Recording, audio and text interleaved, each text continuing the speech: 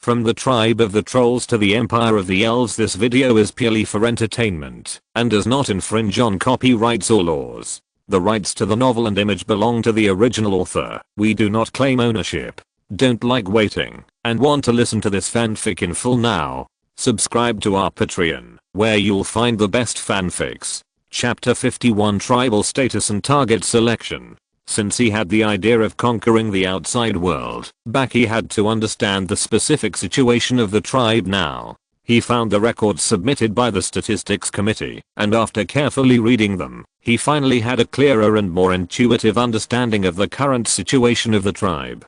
Compared with his childhood, the total population of the tribe has increased by nearly half in recent years, with 125 full-time soldiers, 43 witch doctor apprentices, and 9 witch doctors. There are 2,270 people, half male and half female. Among them, most of them are growing trolls who have survived after the abundance of supplies in recent years. Among them, there are 350 subadult trolls, 16 to 19 years old. They have basically started to participate in hunting activities and can barely be regarded as a complete labor force. There are 600 adolescent and juvenile trolls, 4 to 15 years old. Their main task is still to study, and they usually only undertake some auxiliary work such as gathering and processing prey. There are also 200 young trolls, 0 to 3 years old. As for the mature trolls, they have a life cycle of about 240 years, so they are the main members of hunters, warriors and other teams.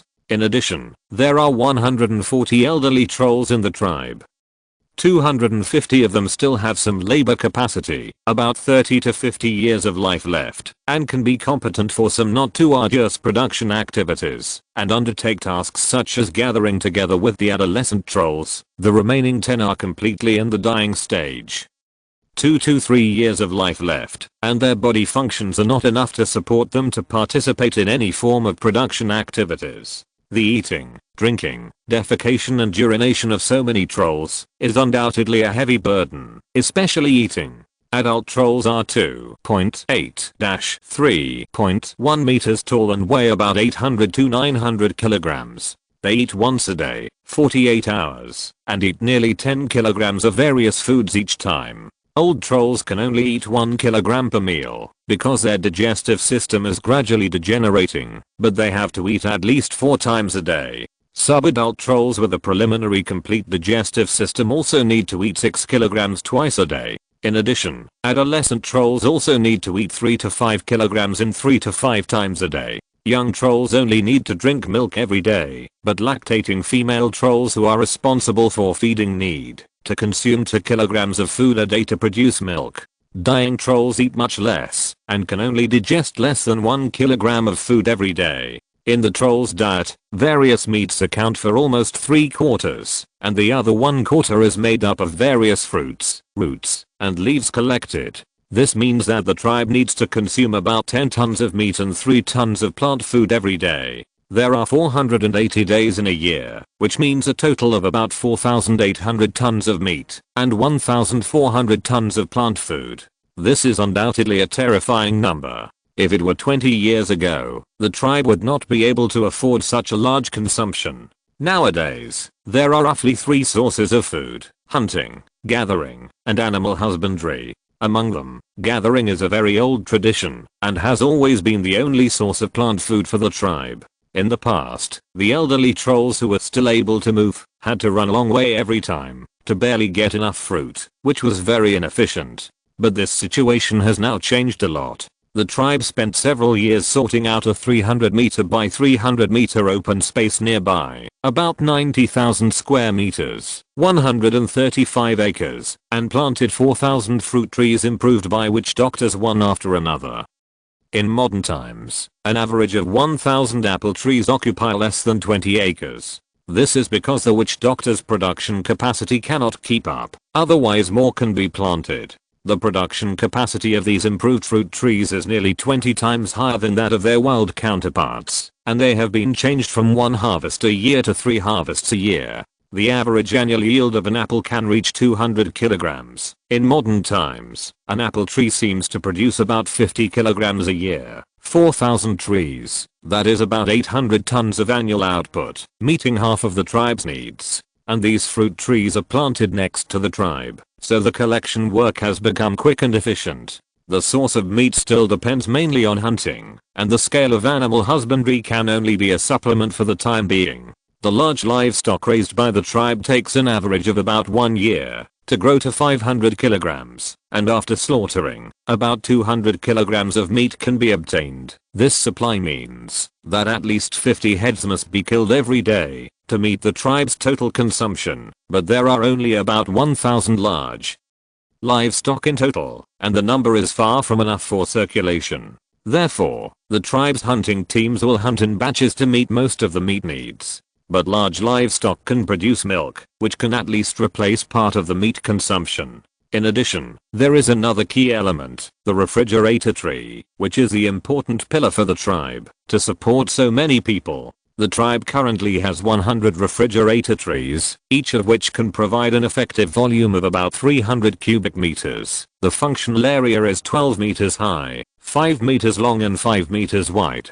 Altogether, it is enough to store about 7,000 tons of frozen meat, which is more than the tribe consumes in a year. Of course, these refrigerator trees are not all used to store frozen meat. The fruits produced by the fruit trees 3 times a year will also be sliced, dried, ground into granules, and frozen for use. The milk produced by livestock will also be frozen, after being boiled into a nearly solid state. In addition, because the production capacity of the witch doctor is too much occupied by the fruit trees and refrigerator trees, the tribe now has only 40 weapons trees. Among them, there are 10 steel shield trees, which produce 30 steel shields per month. 10 heavy throwing spear trees, which produce 60 heavy throwing spears per month. 10 dual-purpose short throwing spear trees, which produce 150 hunter throwing spears per month. 10 heavy sword trees, which produce 80 heavy swords per month. Although the manufacture of the armament tree is simpler than the refrigerator tree, it is not easy either. The effort required is far beyond the improvement of the fruit tree. It takes 3 witch doctors 2 days to complete a armament tree. If it is done by a witch doctor alone, it will take at least 10 days. After obtaining these detailed data, Baki was impressed by the development speed of the tribe over the years and regretted the scarcity of witch doctors. If there were more witch doctors, I believe the changes brought to the tribe would be far greater than now. Therefore, he became more and more eager for the increase in the number of trolls. Therefore, as soon as he digested these data, Baki convened a full member meeting and formally proposed a motion for external conquest. At the meeting, although the conservatives such as the Great Witch Doctor expressed uneasiness about starting a war without authorization, under the explanation of a large amount of data, the vast majority of participants expressed support for conquest. Finally, after voting, conquest officially became the next key project, and the only thing that needed to be considered was the method and goal. Your Excellency Chief Archon, you are the one in the tribe who has the most frequent contact with the outside world. Can you roughly explain the situation of the tribes in the Black Forest? Which tribes are suitable for us to digest? Baki, who has hardly left the tribe for so many years, asked. Mr. Speaker, if you are asking which tribe is geographically closest to us, it is undoubtedly the Finne tribe. It is located to the north of us, at the angle between the Black River, flowing from north to south, and the White River, flowing from northeast to southwest, and merging into the Black River not far to the north of the Ya tribe. It is just across the White River from us, but actually cannot be seen. What about its strength? How many warriors can it mobilize? Well, it was only slightly weaker than us before, but now it should have been left far behind. If, based on our strength 20 years ago, we can estimate, there should be nearly 1,000 people and 600 or 700 hunters who can fight. What about the distance? It will take about 2 or 3 days to walk. About that, I suggest sending a team of hunters to scout along the way and try to find out the road conditions and time consumption as much as possible. Then add 2 witch doctor apprentices. The hunting team will be responsible for protection, and the witch doctor apprentices will be responsible for recording the conditions along the way. What do you think? Okay, that's best. Isn't this kind of content a bit thankless? If you don't want to fill in the data randomly, you have to spend a lot of time and effort to organize it. If you don't write it, you will feel that something is missing. But if you write it, you are afraid that readers will not like to read such content. Alas, I don't know how to strike the right balance. Chapter 52. Many preparations and questions. After the meeting, the tribe's forces were quickly mobilized. Externally, 3 groups of 10 hunters each escorted a witch doctor apprentice on a reconnaissance trip, and within the tribe, Blade also began to further coordinate logistics and other preparations. Based on the food intake of 700 adult trolls in 10 days, they will consume about 70 tons of food. Is it possible to supplement it by hunting along the way? Mr. Speaker, according to past experience, it is difficult for a team of 700 trolls to obtain sufficient supplies by hunting during the journey. The beasts in the forest will be scared away before the arrival of the team. Of course, we can also disperse the team to a wider area as much as possible during the journey and control the size of each team to a level that does not disturb the prey. How dispersed do we need to be? Probably less than 30 trolls, that is, 6 teams of warriors, or 3 teams of hunters per group, but there must be at least a distance of about 4 light hours between groups to ensure that prey is obtained, but this mode of action may seriously slow down our progress. Is that so? Thank you, Mr. Chief Archon, for clearing up my doubts. No, the former chief, who has almost become a civilized troll, said politely. How about this, Mr. Great Witch Doctor? Can you please adjust a lightweight and sturdy vine technique prototype? No problem. That's good. I will give you a backpack that can be carried on both shoulders. After the Great Witch Doctor has adjusted the technique, all the witch doctors will stop their work and concentrate on producing 700 pieces. This will become an important tool for transporting supplies. Although the witch doctors were reluctant to stop their research, they had to agree at this time. After getting their response, Baki thought of the moose herd that he had no time to pay attention to, since he had handed it over, and turned to ask the apprentice in charge of this project, how is the preparation of the moose cavalry? Can it be dispatched this time? The witch doctor apprentice who was asked was a little embarrassed, scratching his face and barely squeaked, well, the moose are a little irritable. They don't want our warriors to ride on them. It's no problem to pull them away. Really? This situation was something Baki didn't expect. I thought that in a one-on-one situation, except for those secondary leaders, the other moose would definitely not be unable to be subdued by the warriors.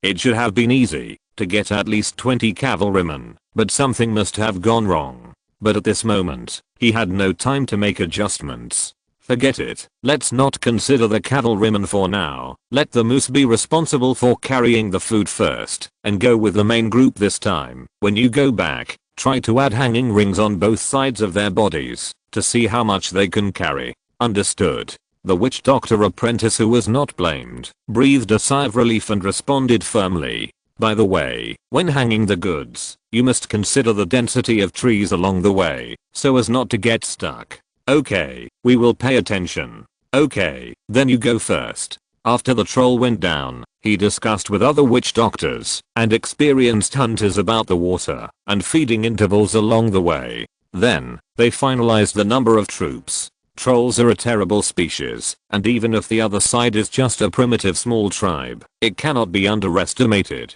Relatively speaking, the team of 125 soldiers is still a little thin. Therefore, even if it is just for prestige, more hunter teams must be arranged to accompany them for safety. The tribe currently has more than 90 troll hunter teams of 10 people, adult, sub-adult equals about 2:1. Their hunting duties on weekdays make them lack the experience of acting in a unified manner as a group of hundreds. Since they are going to accompany this time, they have to sharpen their weapons before the battle. 60 teams were selected, and according to the previously determined hunter team organization plan of 3 teams forming a squadron, a total of 20 squadrons began to start the running and training with the soldiers, and so on. When all these various things were initially arranged, and Blade dragged his body home, it had been nearly 40 hours since the scouts set out. After moving the bathroom to the top of the tree, opening the 4 walls, and lying in the bathtub filled with boiling water, Baki quietly looked at the dark forest in the distance, and fell into thought. Today, he made up for the knowledge about the distribution and relationship of tribes in the Black Forest, and found that he was still a little too optimistic. According to the former chief with the most relevant experience, there are about 14 tribes in the known range. As early as 20 years ago, the strength of his Ya tribe could be ranked among the top 3. Because for most troll tribes, strength is roughly equal to the total number of subadult plus adult trolls. Therefore, using the number of people in the tribe 20 years ago, a simple calculation can be made to roughly get the total manpower of the Black Forest. The situation is quite bad. At most, there are only a little over 10,000 people, and the Ya tribe alone can account for 1/5 of them. It makes sense, if you think about it carefully. Hunting is not an efficient production activity. Taking into account the troll's appetite and the number of prey, except for the top 2 or 3, most tribes simply cannot support a population of more than 1,000. The carrying capacity of the forest is low. It seems that there is no future to stay here. How did the tribe that the old witch doctor met when he was young feed so many people? Did they find some high yield crops? And it has to be a special crop that can replace meat. Thinking about it, he gradually felt that the water temperature was not as comfortable as before, so he raised his neck and shouted, "Wife, wife, the water is a little cold, add some fire, wife." I heard it, what the hell are you yelling about? What a lazy guy. Mia's voice came from far below. Although it sounded like cursing, it sounded quite happy. After a while, with bubbles rising from the water again, Blade Fang stretched out his waist and immersed his whole body in the water again. Uncomfortable. At this time, a vine wrapped a figure and slowly climbed up the lonely bathroom platform hanging high on the treetop. They all like fire baths. Why do you prefer boiling water? Mia took off her clothes and got into the bathtub, lying on top, and asked, "Don't mention it. What kind of shitty fire bath? I don't know what those guys think. How can it be called a bath without water? It's simply heresy."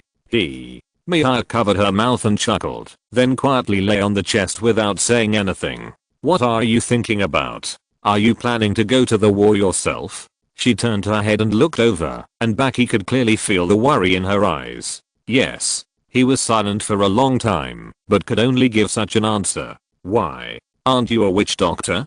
Can't the war be left to the warriors?" Mia asked, with some complaints in her voice. She didn't understand a little bit. Her husband, who always boasted of wisdom and stability, her husband who had grown up until now, for the sake of safety, had not even stepped out of the tribe. What happened? Why must we take risks? Alas, Baki sighed. In fact, the tribe only needs to develop step by step. With the current trend, everything will come naturally in hundreds of years. But I'm unwilling to accept this. I want the progress bar to go faster. So, this should not be a war, but a series of wars that do not need to be fought. It is only because of my willfulness that they have to face the possible bloodshed and sacrifice. Therefore, I have to go. I can't put myself in a safe rear, just listen to the reported casualty figures every day, and then take everything for granted, except that they become the footnotes of the expansion of territory. Mia was silent for a long time after hearing this, and finally hugged his neck tightly, whispering, "Then at least take me with you, let me accompany you." Mia no longer used the "you" that was always full of desire in her mouth, but replaced it with "you," and said so in a more resolute tone. "Okay, let's go together." The first update is asking for votes. Chapter 53 Departure and Overnight. When the reconnaissance team all returned, it was already 10 days later. They each brought back relatively detailed road conditions for the witch doctors to choose. The first route was to go north along the White River and finally reach the Finay tribe. This route was undoubtedly the shortest one, but it had two disadvantages. First, carnivorous monsters often appeared near the river. Second, the water at the confluence of the White River and the Black River was deep and turbulent, and it would be more troublesome to cross the river.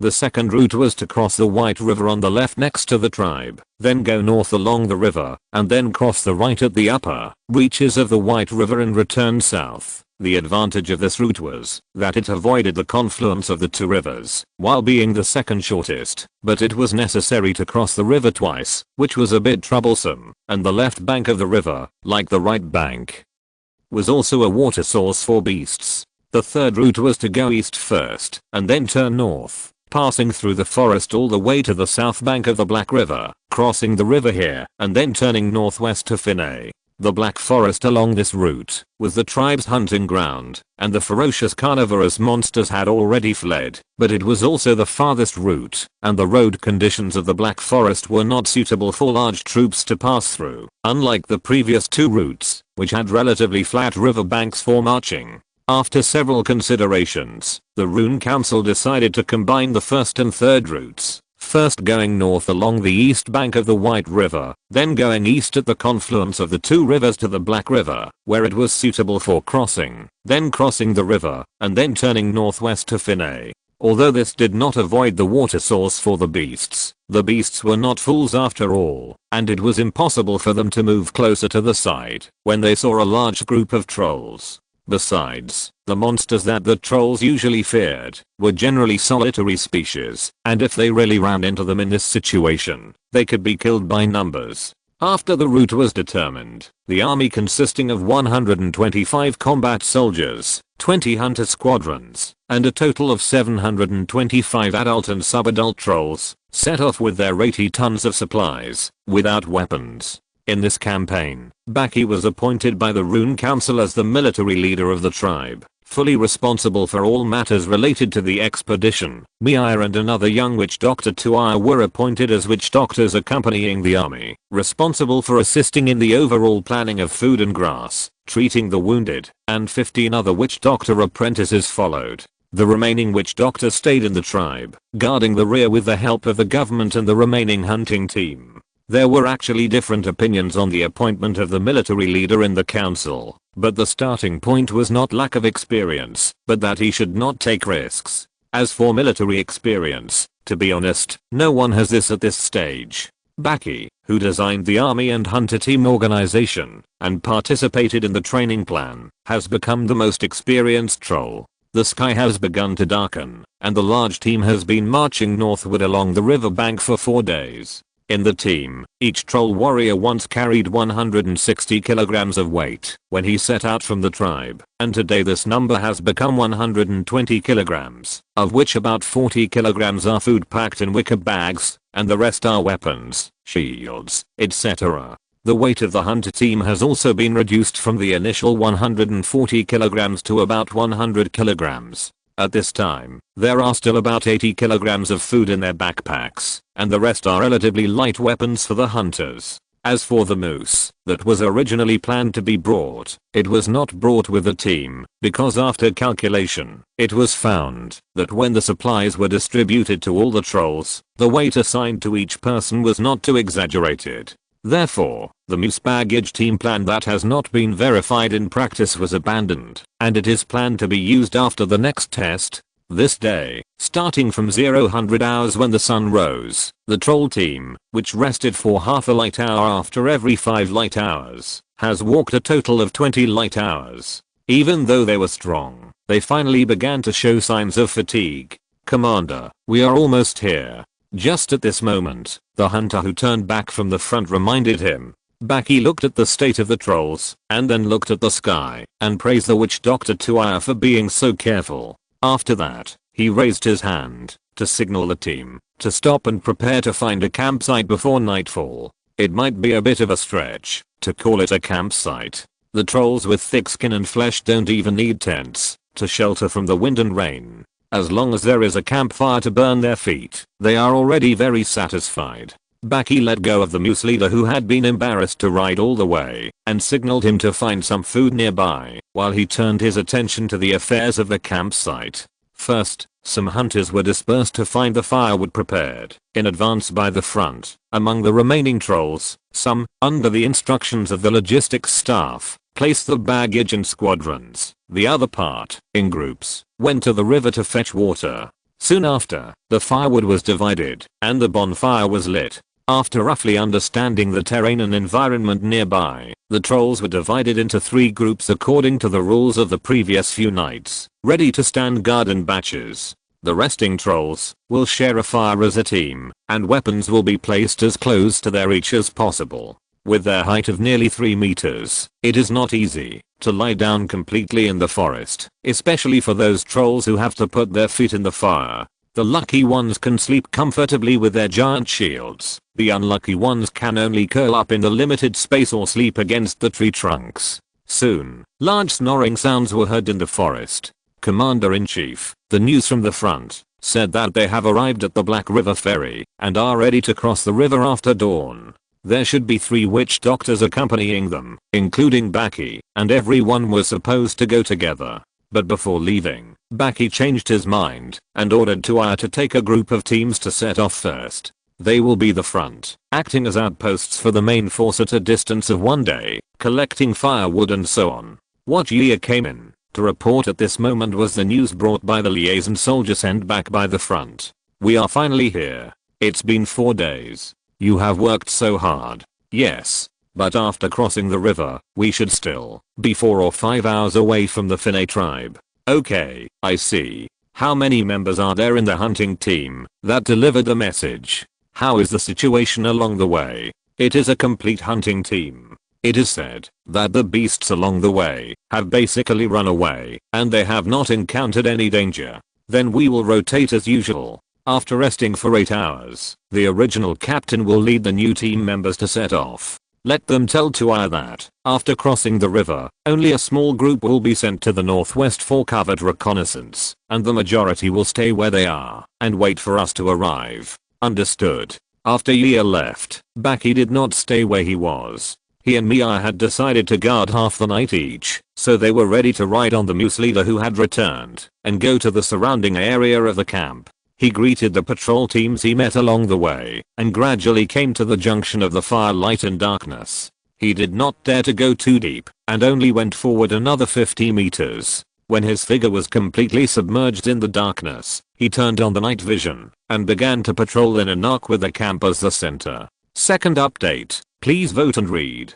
Chapter 54 end. After another night of rest and a day of march, Baki led most of the troops to the Black River. When the hunters left by the witch doctor Toga on the other side of the river returned to report the news, Toga personally crossed the river to Baki's side. The young witch doctor began to wave excitedly from a distance. Mr. Speaker, Toga is here to report. He barely suppressed his excitement and said in a low voice when he was about to get close to Baki, "You have worked hard and completed the mission in the front very well. Because of your efforts, the large army I led was able to arrive so smoothly." Baki used the words he had forcibly made up to praise. He was indeed quite satisfied with this junior. Whether it was the search for a campsite or the preparation of supplies for the night, he had done a very good job, saving a lot of time for the large army. No, this is also because of your trust. As he spoke, there was a light of almost worship in the eyes of the Toga witch doctor.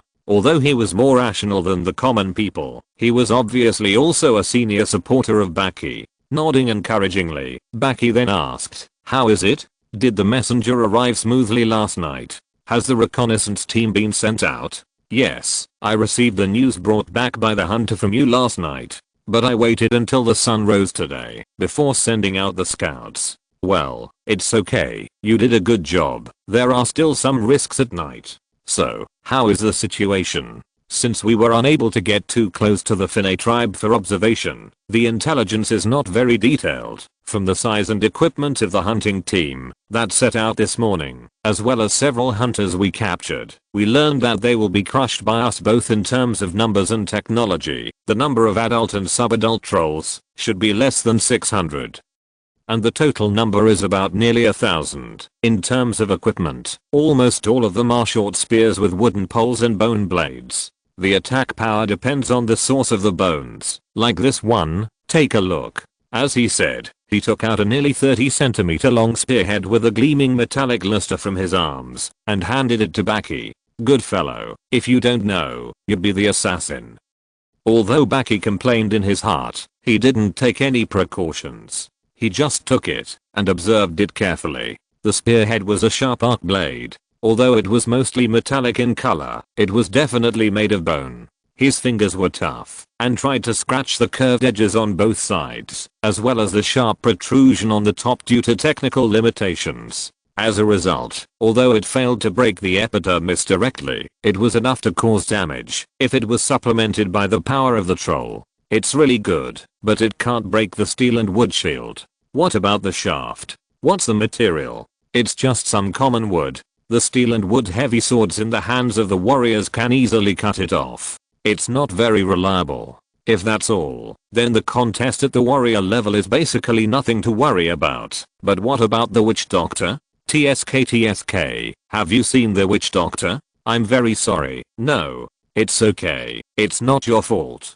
Baki was still a little afraid of the power of the spellcasters of the Finne tribe. Although they were just primitive spellcasters, the fact that they could die together should not be underestimated. At that time, the power of their spells would have nothing to do with the technique, but would depend entirely on the type of magic crystal and the remaining lifespan of the caster. If this tribe was lucky enough to have several witch doctors with sufficient remaining lifespan at the same time, it would definitely be enough to make him suffer. But at this time, the troops had to launch their arrows on the string, and they were not without countermeasures. Therefore, Baki did not intend to retreat because of this uncertainty, but just made up his mind to take more precautions. When the large army starts to cross the river tomorrow, you send a clever troll to the Finne tribe and tell their chief and witch doctor that Baki of the Ya tribe will lead more than 700 tribesmen to visit tomorrow afternoon.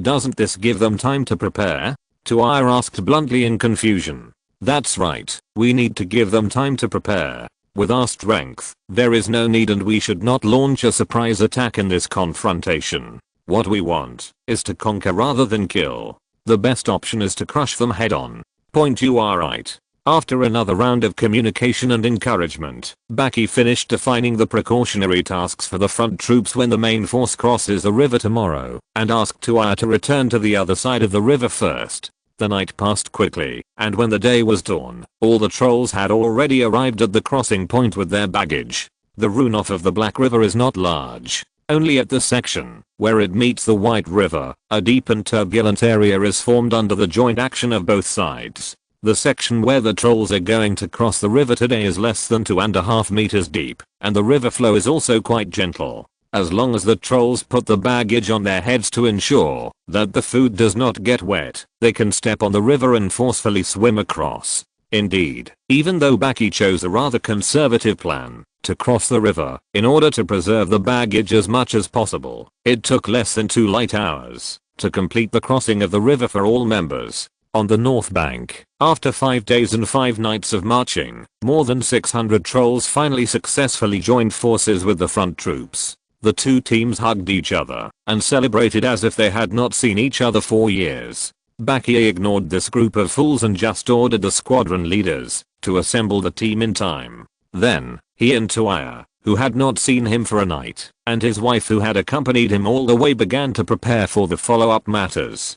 From then on, turning northwest, it would take about 4 more light hours to reach the Finne tribe, which was the last part of the journey. However, they could not set off directly after crossing the river. The trolls not only had to redistribute the baggage that was messed up when crossing the river, but also had to eat a meal first to ensure that they had the most energy when they arrived at the destination. When everything was ready, and they were about to assemble the army again and set off, nearly 1 light hour had passed. After a troll climbed up the tallest tree nearby and reported the approximate angle of the sun, Baki was able to determine the accurate time.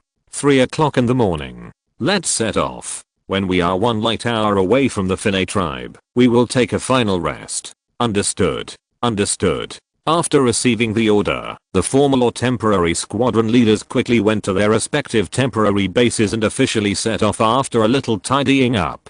3 light hours later, in the strange sight vaguely coming from the forest, the troll troops, which no longer distinguished between the front and the main force, began their final rest after sending out some scouts. This time, there was no fire prepared, and no trolls went to get water. They just took off their backpacks and started to move their hands and feet. Baki came to the center of the large army and signaled the trolls in one direction to disperse a little. After that, he used nearly 3 minutes of chanting time to compress and increase the wind blade technique to the current extreme and fired it towards the selected target. Crack. Boom. An innocent giant tree that had grown for who knows how many years was cut in half, and with a terrifying sound, it slowly fell down, scraping other trees around it. Even though the trolls over there had dodged beforehand, they were still hit by the broken branches and leaves. But they yearned for power, and worshipped those who had power, so they were not annoyed. They just pulled themselves out of the broken branches in a slightly embarrassed manner, and then looked at the blade that was already standing high on the broken trunk with a fanatical look on their faces. My fellow trolls, we have been on this journey for 5 days. Along the way, hardships have not stopped us. Dangers have not crushed our will. And ahead is the end of this journey. My determined warriors, brave hunters, kind compatriots. This is the first time that I, Baki, have stepped out of the tribe in my life, and it is also the first time that civilization has visited the wild Black Forest. We are the spreaders of civilization. We come with goodwill and expectations for the future. But if they are unwilling to accept this sincere goodwill, and are unwilling to embrace a better future, then for the common glory of all trolls, we will become conquerors and face blood. Tell me, are you ready? Conquer. Conquer. Conquer. Conquer. Conquer. Conquer. The trolls who were thirsty for battle ignored the hypocritical spreaders of civilization, and focused on conquering instead. Did you write it down? Remember to change the slogan of these idiots. Although he felt a little regretful for winking at a blind man, Baki still gave the order with great care. Okay, I get it. You are really hypocritical. But I like it very much. Mia shook the still wet clay tablet in her hand and said, well, just write it down. If it is lucky enough to be preserved for thousands of years, it may become a proof of justice. Is the pace slow? I found that I wrote several chapters to explain in March. Isn't it a bit cumbersome? By the way, this book seems to be ranked 3rd on the fantasy new book list. Oh yeah. But I have to say that the fantasy section is really bad. The 3rd place in the section can't even make it to the overall new book list. Hahaha. Thank you all book friends. Whether you leave a message to encourage, or vote for the monthly ticket, the recommendation ticket, and the 2 book friends who rewarded, you are all the source of motivation for me to maintain a good attitude and keep updating. Thank you. Finally, I ask for more votes. If you're listening to this novel on a channel other than Fanfic World, it means they downloaded and uploaded it without effort. We cordially invite you to visit our channel, Mundo Fanfic Novelos. There you'll find the original version of this story and you can explore many other novels of various genres. We're waiting for you to immerse yourself in a world of incredible novels. Chapter 55, Deterrence and Negotiation. At the last hour of the journey, Baki stopped leading the moose forward. It was no longer necessary to continue to share wheel and woe here. So, he mounted the tall and strong moose leader, and walked proudly at the front of the team. Report. The Finay tribe has gathered at the entrance of the tribe. Okay. Scout again and report again. Report. 200 meters ahead, hunters from the Finay tribe were found. Drive them away. As the scouts went back and forth frequently, the boundary between darkness and light finally came into view. They had reached the end of the forest. Outside the Finay tribe was a treeless belt with a diameter of about 70 to 80 meters. At this time, Chief Finay was leading almost all the warriors, staring at the forest ahead with eager and bloodthirsty eyes. There, the Ya tribe was about to appear. Next to him was an old man with a hunched figure. Unlike the warriors, who generally had high fighting spirit in their eyes, his eyes were full of worry. Dabba, this is dangerous. The Ya tribe is strong. Warriors, go to the forest, sneak attack, and win. This is the nth time that the old witch doctor has advised. No, the Ya tribe notified. The Ya tribe abides by the rules. Finay also abide by the rules. Obviously, this chieftain who was raised by him is a stubborn guy, and the old witch doctor's earnest advice has failed again. Whether it is fighting for hunting grounds or simply competing for bravery, the challenger notifies in advance, and the challenge gathers and waits. That is the customary rule of the Black Forest tribes in the past. Therefore, Dabba's decision is not wrong, but a commendable behavior. However, this stupid guy may not understand, but the old witch doctor can be sure that this is not a regular challenge. The Ya tribe's actions this time are incomprehensible to him, and they are variables that have never happened in the Black Forest. Whether it is the neat and uniform equipment and strict cues, or the witch doctor who cuts off a huge tree with one blow, but he himself is unscathed. All of these challenge his worldview.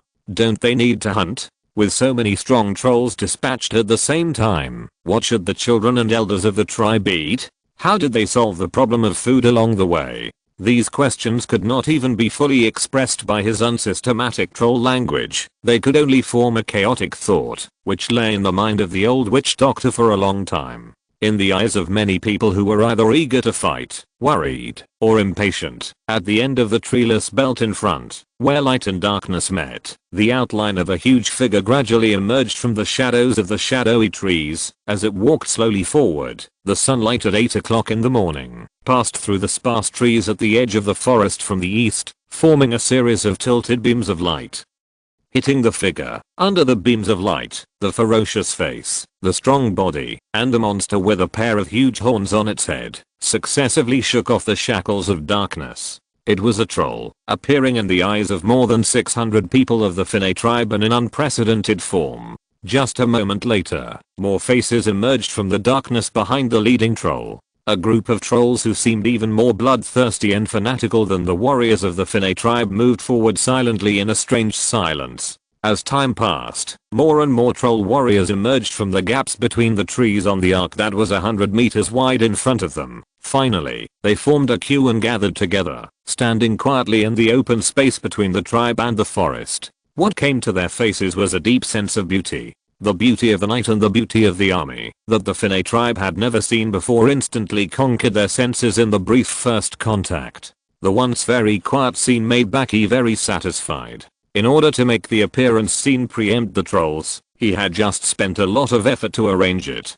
Everyone, put down your baggage. A deep and powerful command came out of his mouth, and the trolls unloaded their backpacks one by one and passed them to the back. The last few rows of trolls, who could not see the Finne tribe, carried them to the back in a panic and arranged them. Everyone, hold your shields. Squadrons, line up. After a series of small steps that did not seem chaotic, the 5x5 square formations of 5 combat squadrons were lined up in an orderly row in the front. Behind them, the 5x6 square formations of 20 hunter squadrons were also arranged into layers. Between each squadron, there was a width for 2 trolls to pass side by side, and they formed an arc-shaped hole with their backs against the forest, half encircling the Finne warriors in the center. At ease. Stand at attention. Prepare to meet the enemy. Ha, ha, ha. With the last order, from the front row of the combat soldier square, a series of shouts and the steel knocking sound caused by the heavy sword hitting the shield surface sounded in unison.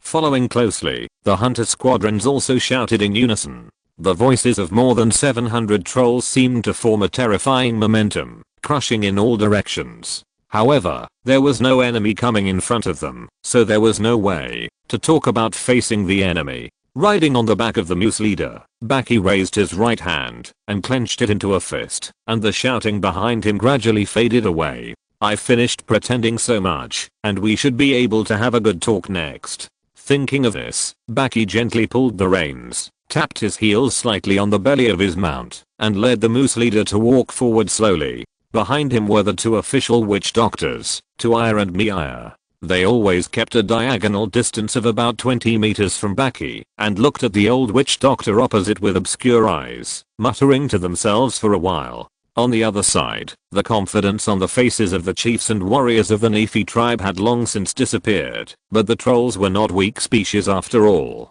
Even though they had intuitively understood the gap between them, they still held their weapons tightly and stood firmly in front of the tribe. The chief and the old witch doctor looked at each other, nodded solemnly, and went to meet the Blade Fang who was moving in this direction. Not long after, the 2 sides met in the middle belt closer to the Finne tribe. The chief named Dabba walked in front, while the old witch doctor gradually fell behind as he walked, and finally stopped a little further away. His hands were always in the tattered animal skin pockets, and his energy was mostly focused on Tuaya and Miaya.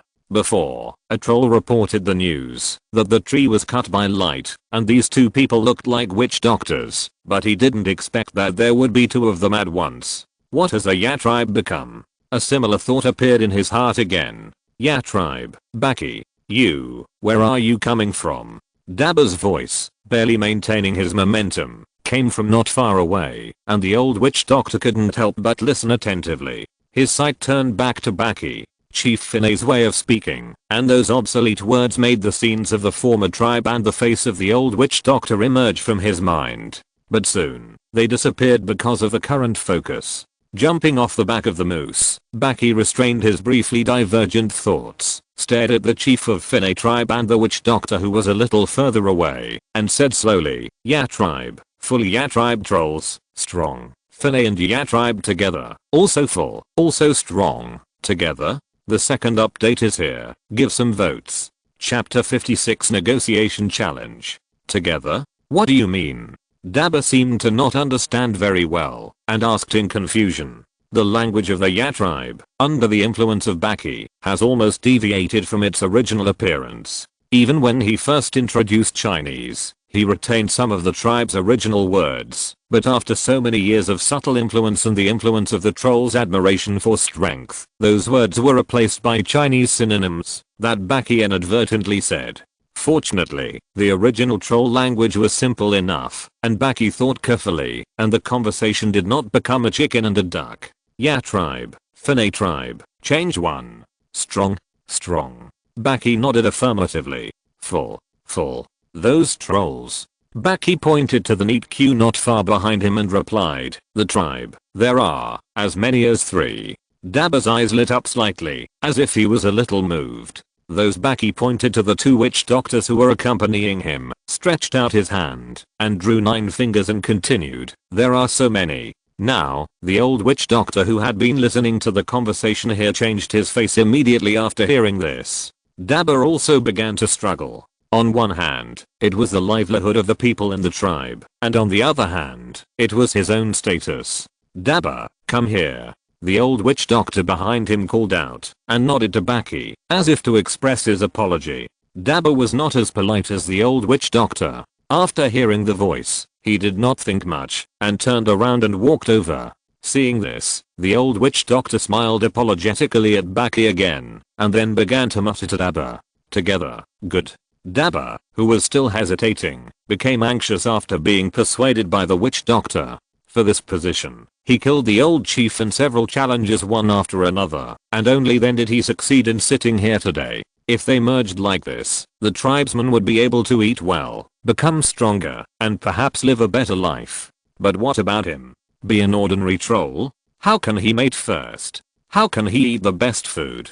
Thinking of this, his eyes began to reveal a faint murderous light, and he looked at the old witch doctor fiercely. The old witch doctor, however, acted as if he had not seen anything, and continued calmly, Dabba Kawang, challenge Baki, Dabba, to be, the chief of the great tribe. Hearing the old witch doctor's words, Dabba clashed his fists and palms, and suddenly he seemed to have seen a new world, revealing an expression of sudden enlightenment. The fierce light in his eyes disappeared, and he laughed, and patted the witch doctor's shoulder. Old witch doctor, smart. I, Dabba, will be the chief of the great tribe, ha ha ha. After saying that, he confidently knocked on his strong chest, with a smug smile on his face, as if he had succeeded, and was about to walk back to Baki. But the old witch doctor immediately stopped him, and continued under Dabba's puzzled gaze, the rules, over there, over here, the tribesmen have witnessed it. I'm afraid of Baki. If you lose, you will not admit it.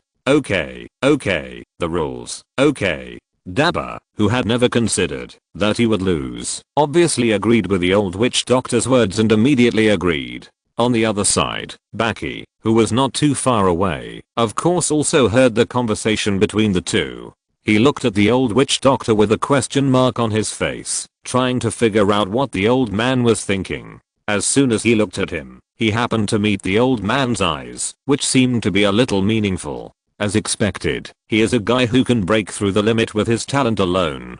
This brain is really an outlier in primitive society. After vaguely guessing his thoughts, Baki couldn't help but sigh in his heart. At this time, Dabba had already walked back to him and shouted loudly, together, yes, chief, Dabba is here. Challenge. Rules. Yabu, who is the strongest? Baki stared at him, nodded with a smile, and also responded loudly, Yabu, I'm the strongest. Challenge. Good strong, chief. At this time, the tribes on both sides were boiling at the same time, shouting and clamoring. The two trolls standing in the center opened their hands and bumped their chests against each other, which was considered an agreement. Wait, Dabba, weapons. After that, Dabba just threw down this sentence and walked towards the tribe.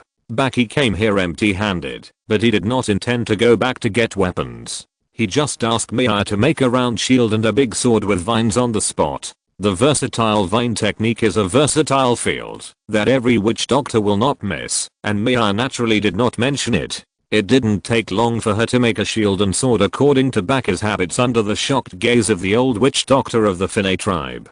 Baki took it and tried it, feeling quite satisfied.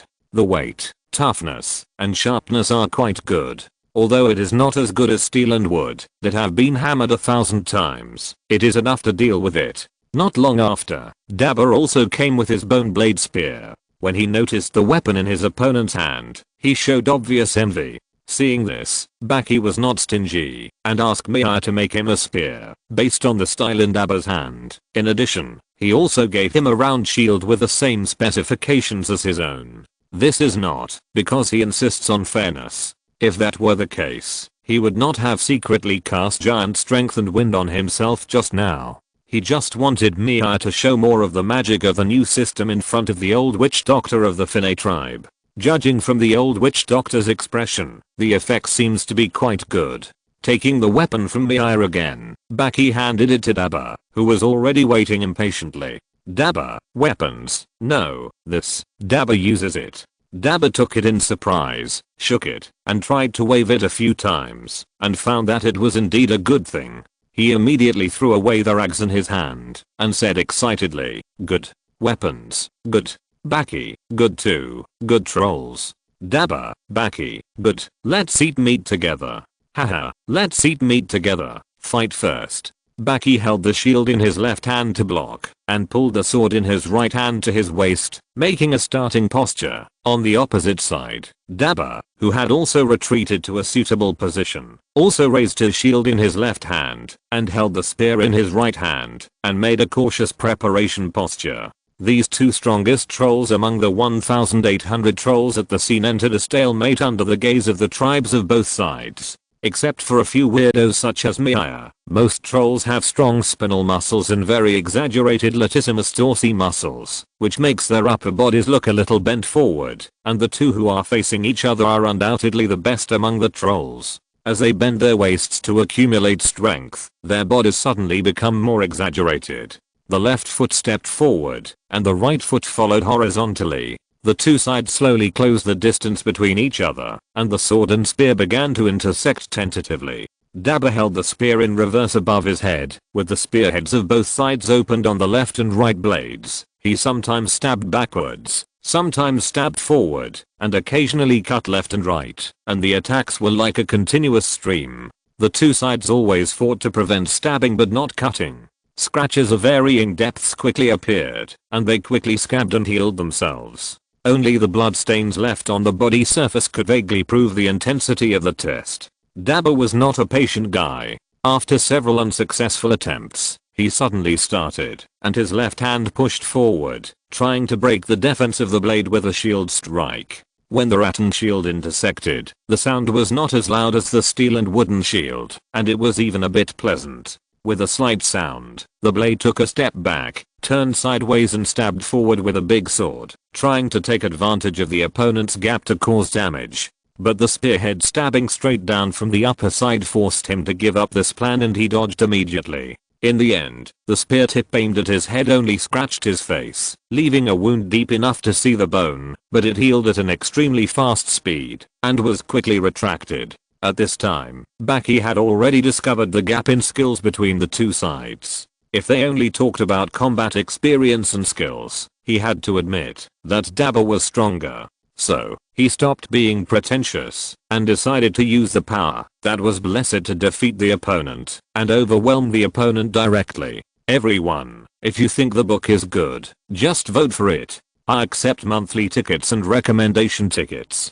By the way, can you invest a little? Looking at other companies investing hundreds of dollars, my eyes are almost popping out with envy. Chapter 57 A well-deserved victory. When Baki decided to change his style, he finally used his magic to strengthen his power. He pushed forward with his left hand shield, and Dabba was immediately hit by a huge force and staggered backward. Taking advantage of this moment, Baki raised his sword above his head and swung it down with force. Dabba acted and tried his best to block with his spear, but the force that followed made the spear hit him in the face, destroying his stable body. Seeing this, Baki did not continue to press down the giant sword, but used the elastic force generated by the intersection of sword and spear to naturally return the sword to its original position, and then continued to slash down. Dang. Dang.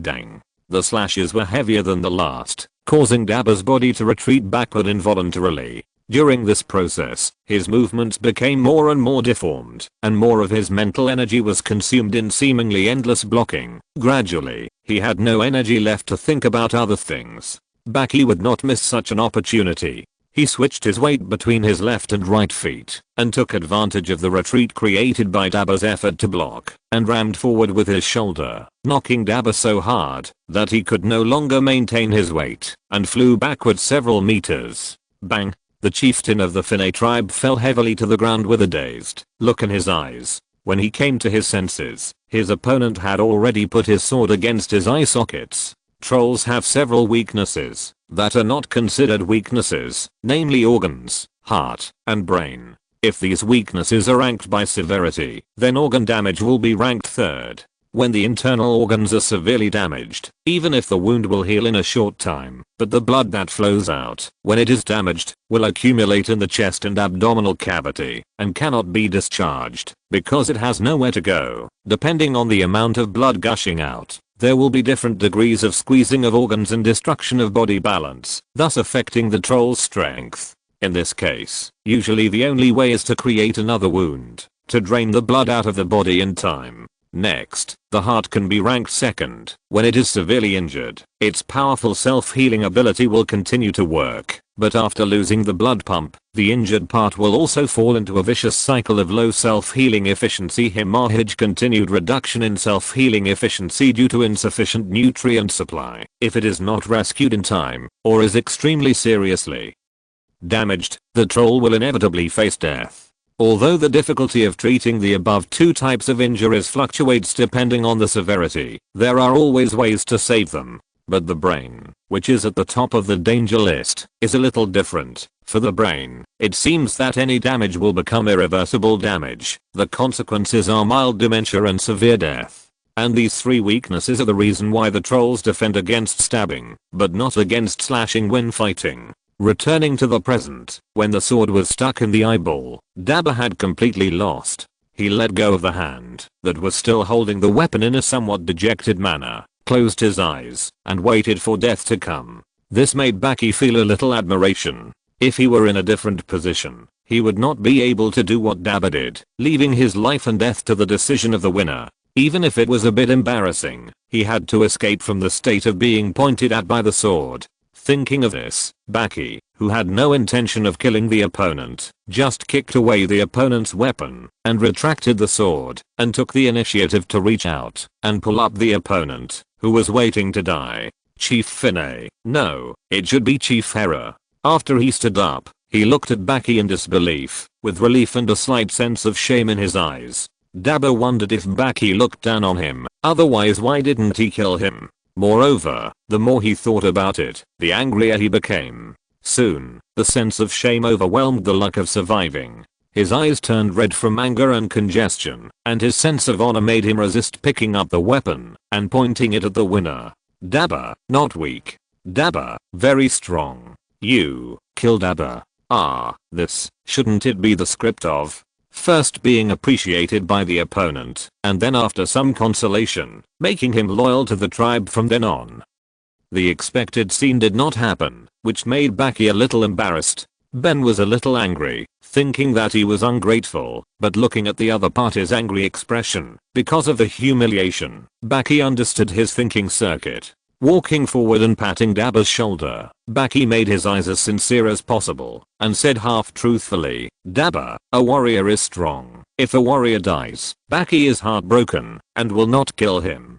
Dabba was obviously exposed to this way of thinking for the first time. He thought for a long time before he understood the logical sequence in between. Then, his face turned from anger to joy, and he became complacent again. Baki thought to himself that he was an easy guy to coax, patted his shoulder again, and then walked towards the old witch doctor who had been watching the battle not far away. Dabba, for some unknown reason, picked up his weapon and followed Baki on his own. He looked like a bodyguard. After just a few steps, Baki arrived in front of the old witch doctor. He looked down at the old man, who was hunched over due to his old age. He did not speak, but waited quietly. After a while, the old witch doctor broke the silence first. He bent his body, which was already unable to stand up straight, even lower, and said with a little respect, "Witch Doctor Dano, meet you, Chief. In the Black Forest, in fact, no matter which tribe it is, there is no custom for witch doctors to salute the chief. On the contrary, it is more common for the chief to salute the witch doctor, not because of status, but for other reasons such as being raised since childhood. But this new chief, whether in terms of power or individual, seems to be a bit strong. In order to save the tribe from unnecessary bloodshed, the old witch doctor took the lead in expressing respect. Okay. After getting the recognition he was waiting for, Baki no longer put on airs. But he didn't explain the chief-related matters, thinking that it would be difficult to explain in 1 or 2 sentences anyway, so it would be better to make it a fait accompli and let them slowly understand it themselves. So, he turned to consider how to win the heart of the old witch doctor more thoroughly. It doesn't seem difficult. In his confused eyes, he moved his fingers slightly and chanted a spell, and a vine grew out from between them and quickly climbed to the palm of his hand. Playing with the vine squirming in his hand, he said to the old witch doctor who was looking around for magic crystals with disbelief in his eyes, "Yabu, it's different. The witch doctor heritage is strong, does not use magic crystals, and is immortal. Together, it's good. You, right?" After these words, the old witch doctor finally stopped looking around and revealed a trace of eagerness. If he had previously provoked the chief to duel, it was more for the livelihood of the tribe now and in the future than at this moment. He just wanted to take a closer look at the future of the witch doctor before he died.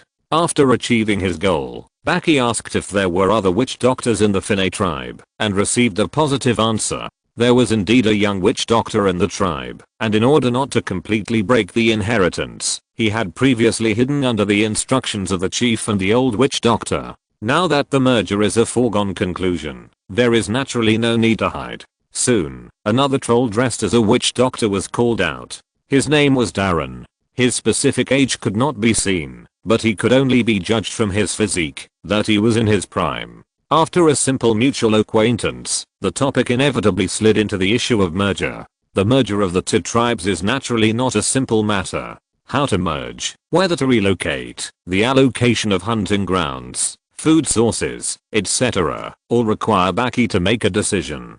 And for more specific information about the Finne tribe, asking these 2 witch doctors is naturally the fastest. So, after Tuire and Miir also came over, the 5 witch doctors gathered together. In Dabba's continuous wandering, they began to discuss more specific matters. Second update, everyone please invest. It is estimated that the achievement of 30 consecutive days of daily updates of 3000 plus will be completed soon. Now the investment will soon see some returns. Hahaha, it feels a bit like an insurance scam. Anyway, if you like this book and are willing to invest, please try to invest. It seems to be good for promotion. Finally, please vote.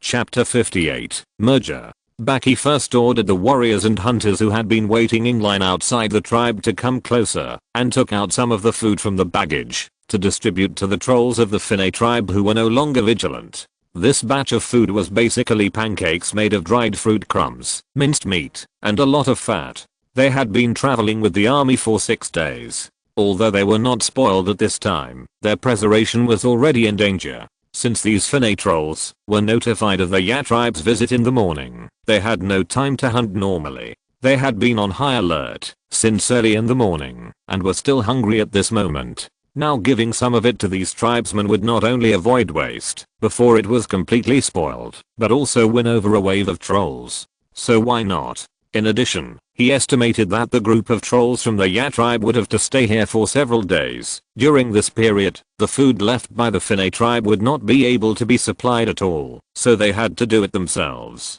So, after watching the warriors finish eating, Baki left only all the retired warriors as guards, and the rest of the hunter squadron was sent to the hunting grounds of the Finne tribe under the guidance of the warriors of the Finne tribe. After handling these preliminary matters, Baki and several other trolls finally officially entered the Finne tribe, ready to find a place to sit down so as to get down to business. Of course, the warriors must also accompany them. Initially, in order to drain rainwater, the Finne tribe chose a small slope in the forest as the location for the tribe. After that, they spent a long time to cut down all the trees and finally settled down. The tribe occupies a small area, just enough for nearly 1,000 trolls to live. In the mud inside, there are dense and messy broken wooden houses that are so simple that they leak rain and wind everywhere. Seeing this, some of the trolls of the Ya tribe who accompanied them unconsciously revealed a little disgust. Some of them were young trolls who had grown up recently in recent years. Since they were not familiar with the tribe's past appearance, they naturally showed such an attitude when comparing the two. The other part was actually senior warriors who were even older than Baki. These trolls knew that the Ya tribe had been in such a state, even if they only went back 10 years, but they still looked down on it. Baki ignored their thoughts and ducked into a barely intact wooden house with the sound of punchy punchy made by his high-top vine shoes stepping on the mud. The two sides naturally sat down as the host and the guests. Of course, the three Baki were the hosts, and the Finne were the guests. From then on, the negotiations officially entered the main topic. The main topic did not go smoothly. It was not that the Finne trolls did not cooperate, but that the communication between the two sides became a big problem. The three witch doctors of the Fang tribe have long been accustomed to the convenience brought by the perfect modern language. They are very good at expressing their ideas completely. However, the Finne tribe is different. They have no numbers, lack statistical concepts, and even their language is extremely poor. Even if you ask them a simple question like how many trolls are there in the tribe, they can't tell clearly. In this case, Baki can only settle for the second best and arrange two teams of warriors to count one by one, at least to figure out the number of trolls under the age of 15. As for the rest of the sub-adult and middle-aged trolls, since they were arranged to go hunting before, they can only indirectly grasp the general situation by asking them about their hunting frequency and harvest. After a rather painful communication, Baki finally roughly understood the situation of the Finne tribe. Among them, the number of trolls under the age of 15 and the dying trolls is the most detailed. There are 45 of the former, including 9 trolls under the age of 3 who cannot take care of themselves. There are 7 dying trolls. Afterwards, Baki estimated the approximate number of sub-adult, middle-aged, and elderly trolls, based on the number of young trolls, combined with the situation of the Ya tribe 20 years ago, and supplemented by the current hunting situation of the Finne tribe. There are about 30 to 45 sub-adults, 600 to 800 middle-aged, and about 55 to 65 elderly. In fact, compared with the deformed troll population composition of the Ya tribe, this is the data that a normal tribe in the Black Forest should have. But normal does not mean healthy. Since the Finne tribe cannot support more population, the growth rate has almost stagnated. During this period, there must be many cruel phenomena that are not enough to describe in words. After obtaining these data, Baki began to consider how to merge. Before setting off, everyone actually thought about this issue together in the meeting held in the tribe. At that time, most of the participants were inclined to relocate as a whole, but this resolution was ultimately rejected by Baki. He believed that the carrying capacity of the hunting grounds of the Ya tribe was actually quite limited. If there were nearly half more trolls at once, it might cause a devastating blow to the prey population. Although after taking the hunting grounds of the Finne tribe into account, it seemed that the hunting range had been greatly increased, and in theory it should be able to provide more population.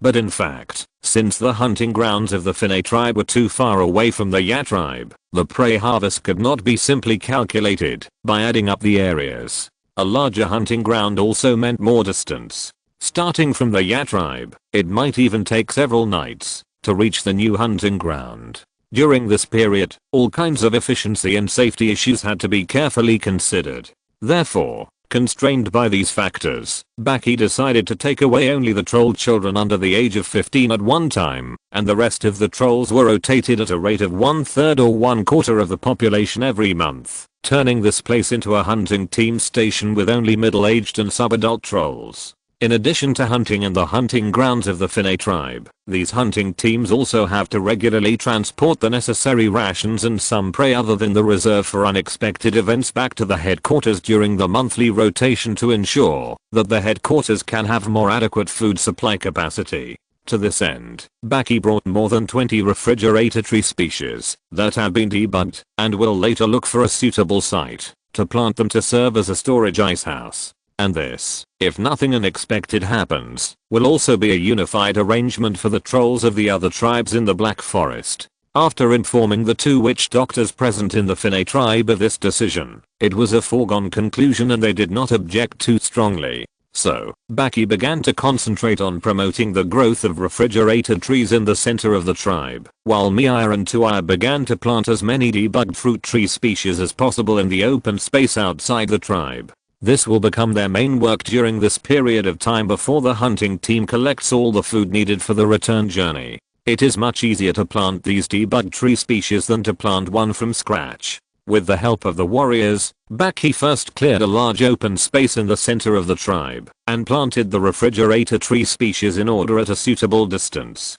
After that, he began to promote the growth of the refrigerator tree at one time. The 2 witch doctors of the Finne tribe, whether they were the old guy who had seen the witch doctor of the Ya tribe cast spells before, or the young witch doctor Darren who saw it for the first time, all opened their mouths wide and were speechless in surprise at the scene of more than 20 trees growing wildly in a short period of time.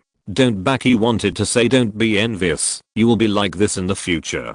But when the word came to his lips, he remembered the pleasant communication in the house before, and swallowed the words out of exhaustion. Now that I think about it, I really admire myself more than 20 years ago for being so patient. When he thought so, the refrigerator tree had basically grown to the best proportion. Baki waited for a while, roughly estimated the time, and waved to the 2 trolls whose eyes were about to fall out to come forward. After that, he pulled open the function area that had already started to run automatically in front of them and motioned the 2 to stretch out their hands and feel it. Although surprised, the 2 witch doctors actually did not understand why Baki had to go to such great lengths to restore the forest in the construction land that the Finne tribe had finally opened up.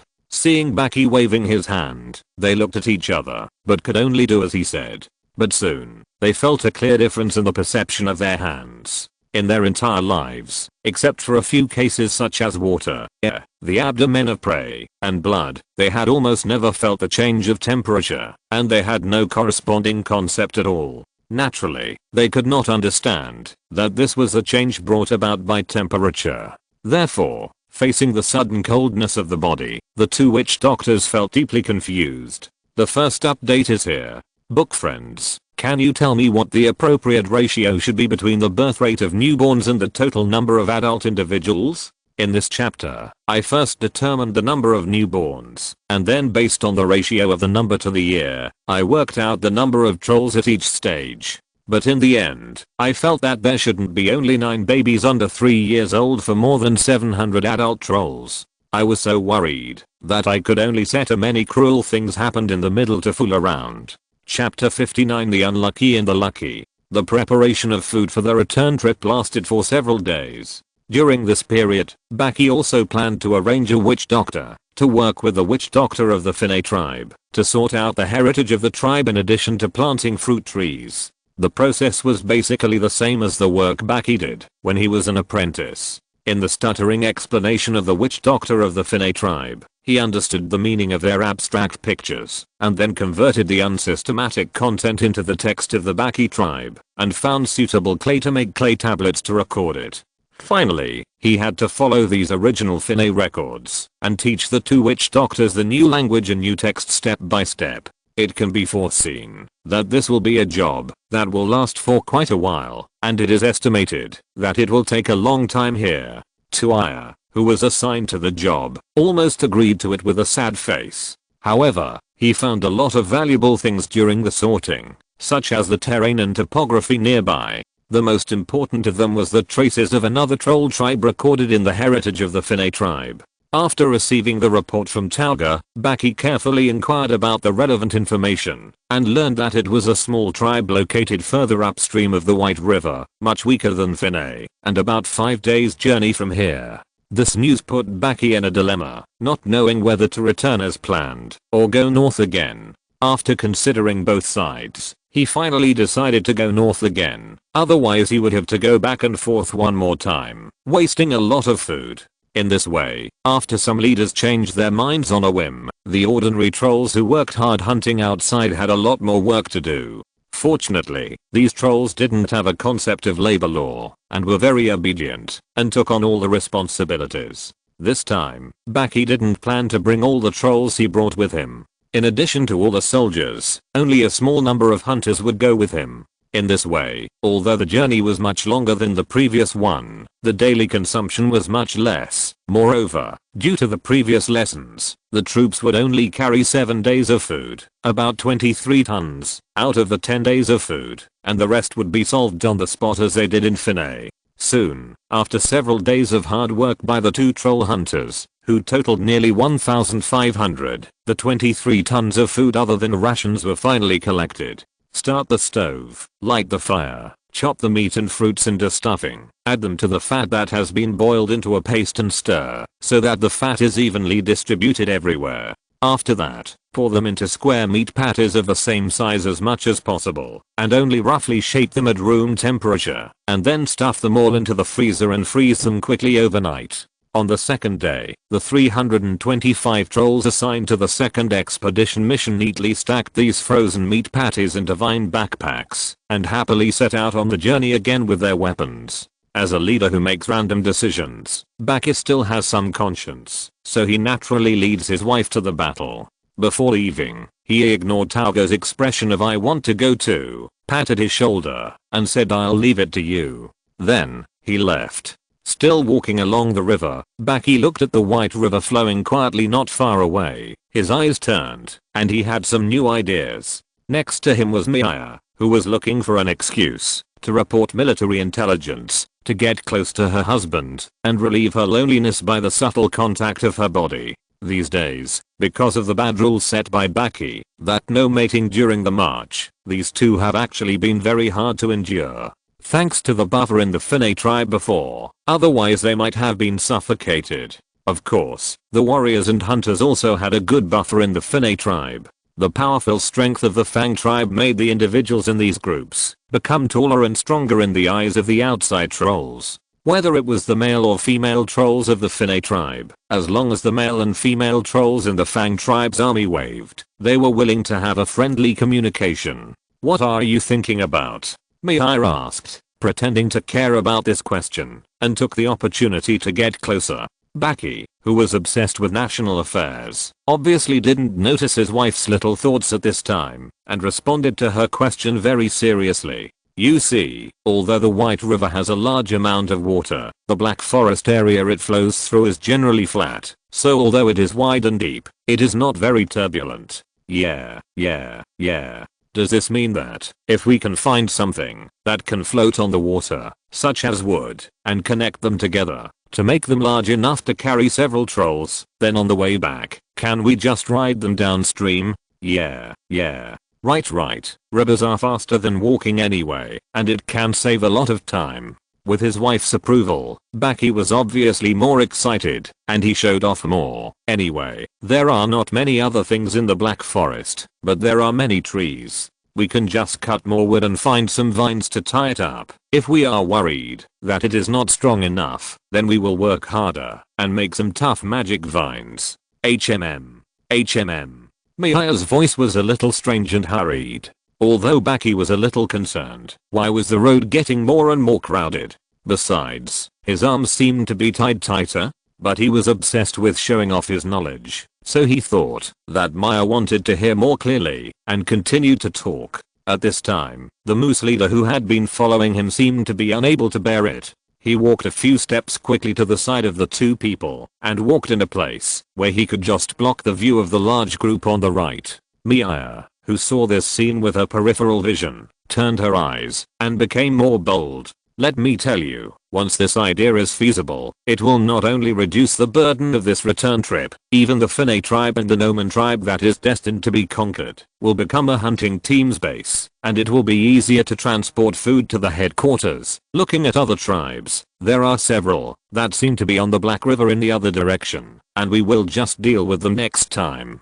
HMM. The mosquito-like humming came intermittently in his ears, and the warm and moist breath was breathed into back his ears. No matter how addicted to showing off, he should have realized that something was wrong at this time. Turning his head, he happened to meet a pair of misty eyes that seemed to have been drunk. This Baki, who was guilty of being a thief, was afraid that the warriors would misunderstand that he did not abide by the rules he set. He quickly looked to the right, but his sight was blocked tightly by a huge figure. He patted his clever mount with satisfaction, turned around and began to care about his wife's condition. Mia, Mia. He called out twice softly, but his wife, who seemed to have fallen into a state of intoxication, did not respond at all. Seeing that if this continued, he would be aroused sooner or later, he had no choice but to go all out. He turned around and walked backwards, slapping her hard on the waist. Pa.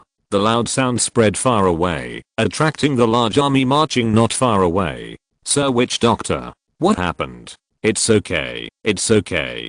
A big bug fell from my mount, and I slapped it to death. Blade lied amid the dissatisfied grunt of the moose leader.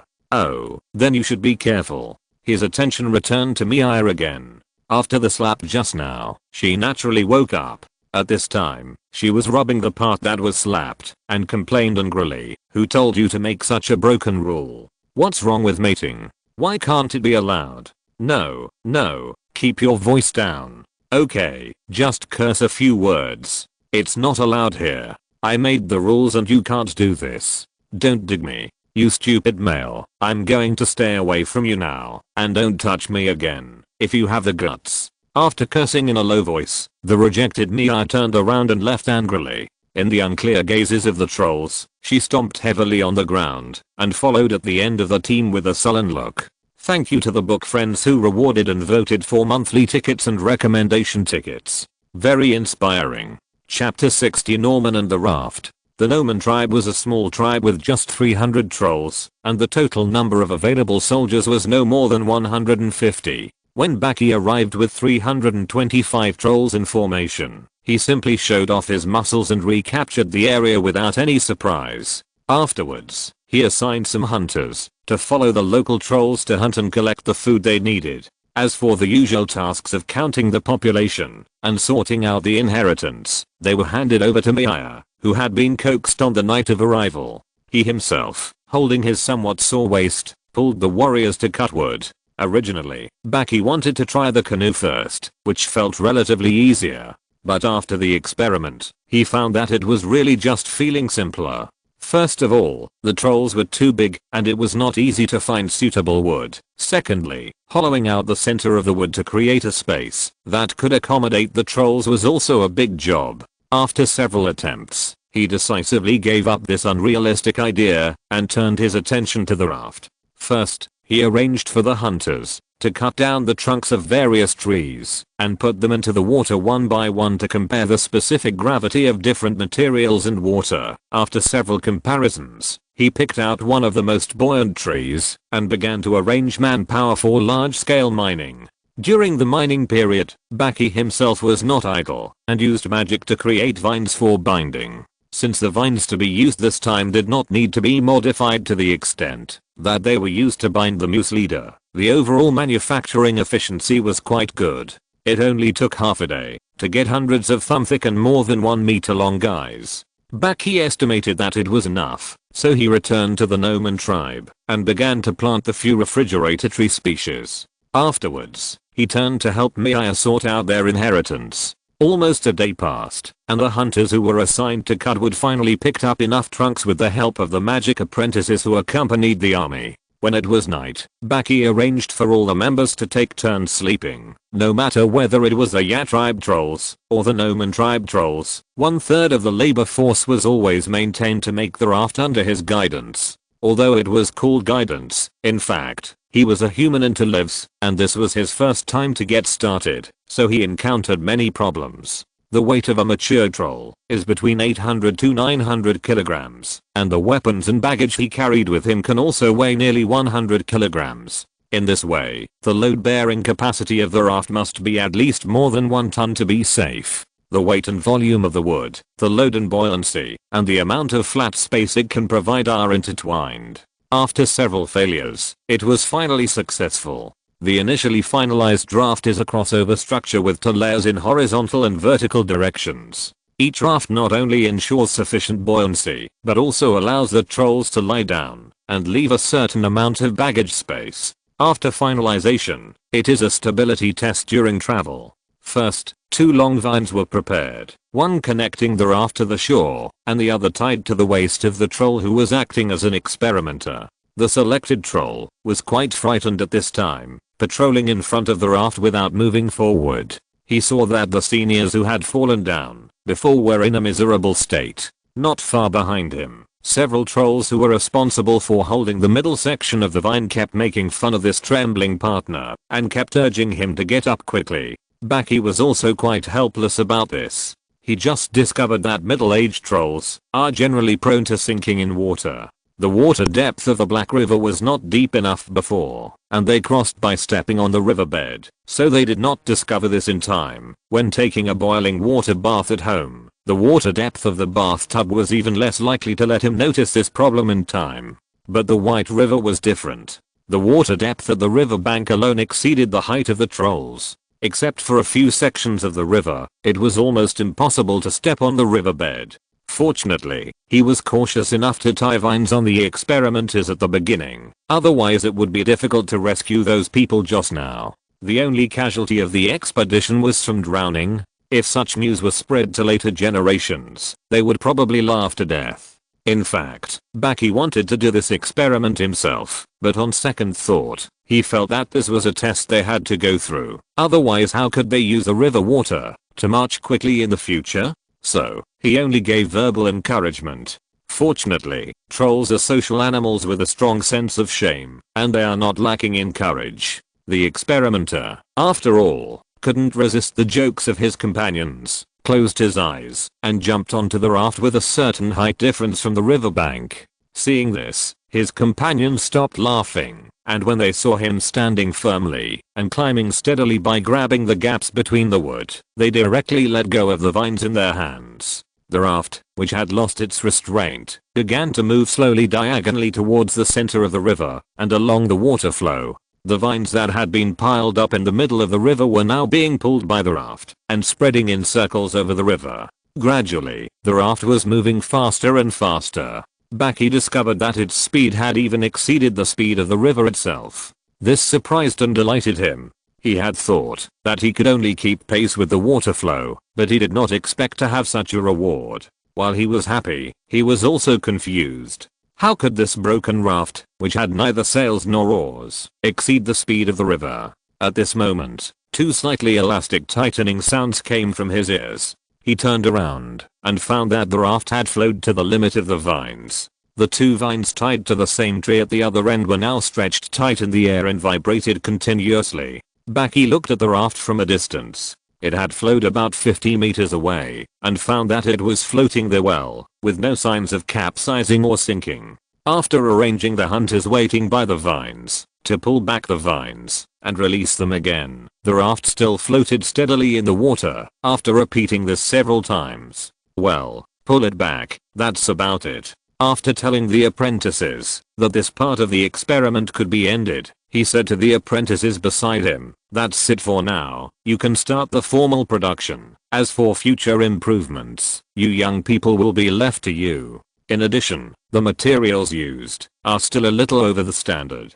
Tomorrow you have to lead the hunters to cut more, and I will also prepare some more vines." The witch doctor apprentices nodded in agreement and immediately began to guide the other trolls to make the raft, based on the results just now. After a while, the raft from the previous experiment finally reached the shore. The experimenter with a face full of "I'm back alive" began to be complacent as soon as he got ashore, looking at his companions who had laughed at him before and laughed arrogantly. "Come on, let's do a few more experiments, and you have to work harder."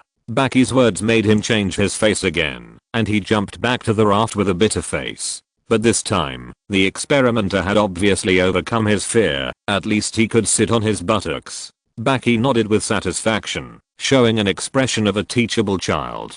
It was not that he was deliberately torturing this troll, but he really wanted to find out why the raft was faster than the water. This experimenter was the biggest variable on the raft before, and it was not good to replace him at the beginning. Of course, he asked himself if he had the ability to explain this problem from the principal level. Therefore, he only planned to start from the phenomenon and find out the law between them through repeated experiments, so as to make better use of the river. With this plan, in the next few experiments, Baki reset the variables several times by changing the direction of entry into the water and other methods. He wanted to use this to find out the most direct reason that affects the speed of the raft. Fortunately, hard work pays off. In the end, he discovered that the speed of the raft seemed to be proportional to the load.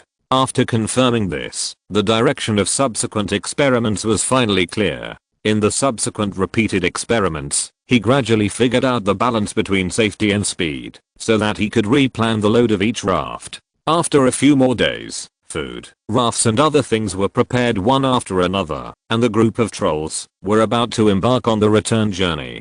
Today, my brain is a little wooden. Chapter 61. The first expedition ends. When everything was ready, Blade left 1/5 of the hunter team for exchange, and then took all the sub-adult trolls of the Gnomon tribe who were capable of long-distance travel on the road. On the return journey, with the help of the river, nearly half of the time was saved. The group of trolls arrived at the Finney section of the river in less than 3 days. When they arrived here, the trolls took out the temporary large oars they had prepared before, and began to row desperately towards the riverbank. Obviously, their boating skills were completely sharpened before the battle, which was quite unreliable. Thanks to the great effort to create miracles, they barely managed to get to the shore. But when they docked, the formation of the fleet was already in a mess. The rower with the worst skills might have been paddling vertically, and he actually drifted forward for thousands of meters before successfully reaching the shore. In sharp contrast to the exhausted big trolls, there were small trolls in the team. They had no idea of the hard work of the boat operator, and since most of them were leaving the tribe for the first time in their lives, they were excited and screaming.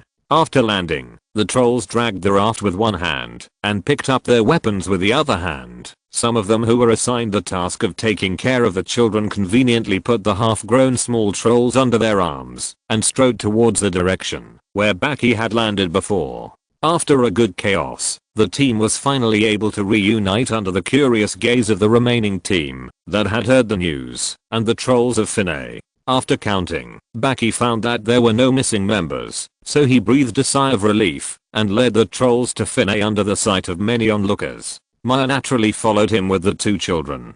According to the precedent of Tuaya staying in Finney, she should have stayed in Norman to sort out the inheritance. But Baki felt that the apprentice was fully capable of doing this job, and the witch doctor should return to the headquarters to do more irreplaceable work. So, he only left an apprentice in Noman and brought Maya back. This time when he returned to Yafram Finney, he planned to take Tuaya with him and also leave only the apprentice behind.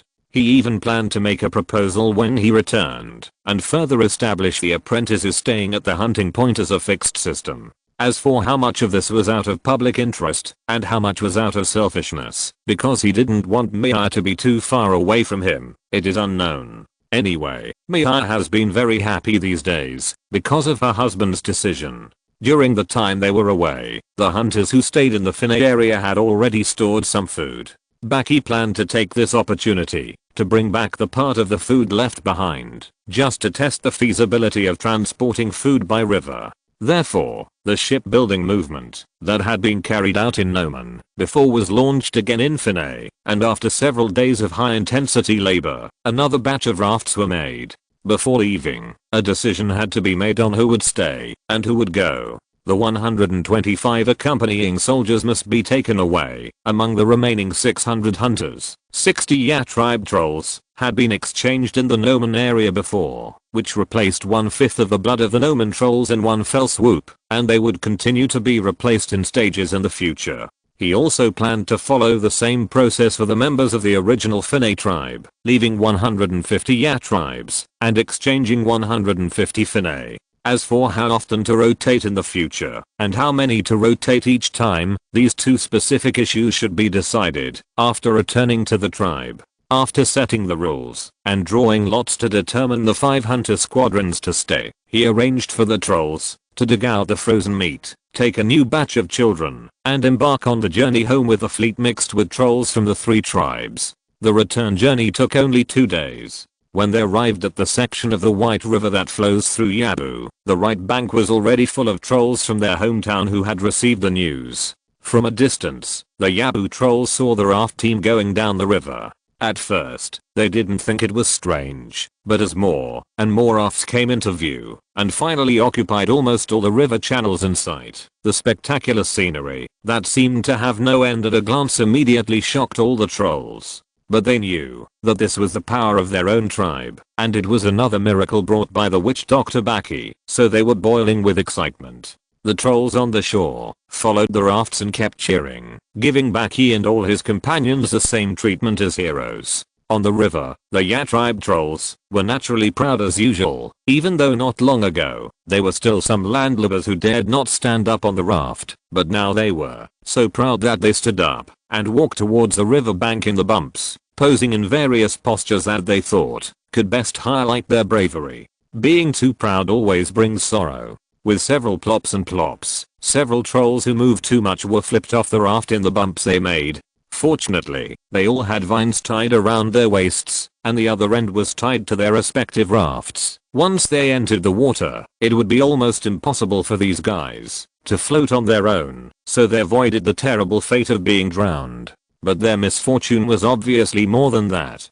Several previous lessons had proved that the self-respect of the mature trolls after entering the water prevented them from climbing up again by clinging to one end of the raft. If they did so, the raft would only flip helplessly in the water, so they could only grab the vines, pull themselves to the bottom of the raft, and try their best to squeeze their faces into the gaps of the raft to breathe. At the same time, they had to keep kicking the water sideways to get closer to the shore as soon as possible in order to be rescued, or to step on the shallows to be rescued.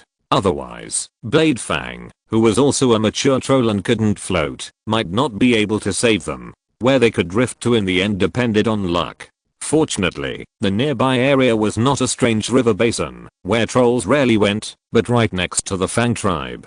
It happened that the witch doctors of the tribe had been waiting here early with the trolls, who were watching the fun, ready to welcome the arrival of the fleet. When these trolls who fell into the water were desperately kicking the water towards the shore, several vines were thrown over from the shore, and they tightly entangled the raft as soon as they touched it, and began to shrink back under the control of the spell. So, the vines pulled the raft, the trolls pulled the raft, and the few trolls who were overjoyed were dragged back, after making other compatriots laugh for a while. They were always fearless, but now they were lying on the riverbank trembling, swearing in their hearts that they would never twist their butts on the raft again. Soon after, most of the trolls who had no accidents gradually began to paddle towards the riverbank. They were better at muscle memory to a certain extent, and they seemed a little calmer after having experienced it once. At least there were no more idiots who used paddles to cut water vertically. They reached the shore, carried the raft, and the team, which had 212 fewer trolls than when they set out, led the trolls of Finney and Norman, who looked a little uneasy, and returned to the place where they set out amidst the welcome. So far, the first expedition of the Ya tribe and the first armed cross-country trip have finally ended successfully. If you're listening to this novel on a channel other than Fanfic World, it means they downloaded and uploaded it without effort. We cordially invite you to visit our channel, Mundo Fanfic Novelos. There you'll find the original version of this story, and you can explore many other novels of various genres. We're waiting for you to immerse yourself in a world of incredible novels. Chapter 62 Summary and Proposal. After the expedition, the warriors and hunters had their own celebrations. The entire tribe was in a sea of joy and fell into a 3-day-long feast and copulation. However, the witch doctors only participated in the first day's celebration, and then they gathered their minds and devoted themselves to the follow-up affairs. In the central conference hall, a group of witch doctors and apprentices gathered again. Blade Fang sat in the position of the speaker and was quite surprised to find that there were 3 more trolls in the ranks of apprentices. Although it was a pity that the number of witch doctors was slow to increase. Note 1. Becoming an apprentice is a prerequisite for becoming a witch doctor. The increase in the number of apprentices is equivalent to an increase in the base number, which is naturally worth celebrating. After gathering his mind, he knocked the hammer to signal the start of the meeting, and after the trolls calmed down, he began to summarize the achievements, discoveries, and problems encountered in this expedition. The biggest gain this time is undoubtedly the increase in the number of trolls. The 2 targeted tribes have brought us nearly 1,000 new trolls in total. Among them, there are about 800 sub-adult and middle-aged trolls, 73 trolls under the age of 16. In addition, there are 65 elderly trolls who still have a certain degree of labor capacity. If they can be digested smoothly, it will undoubtedly greatly enhance the foundation of this headquarters. I brought back all the little trolls under the age of 16 and over the age of 3. These little guys who have not yet developed a sense of difference, or whose sense of difference is still shallow, are undoubtedly the easiest to assimilate and absorb. Therefore, I hope that everyone will treat them like our own children, neither over preferentially nor too harshly, give them the same food and the same education, and strive to let them completely integrate into our group before they grow up.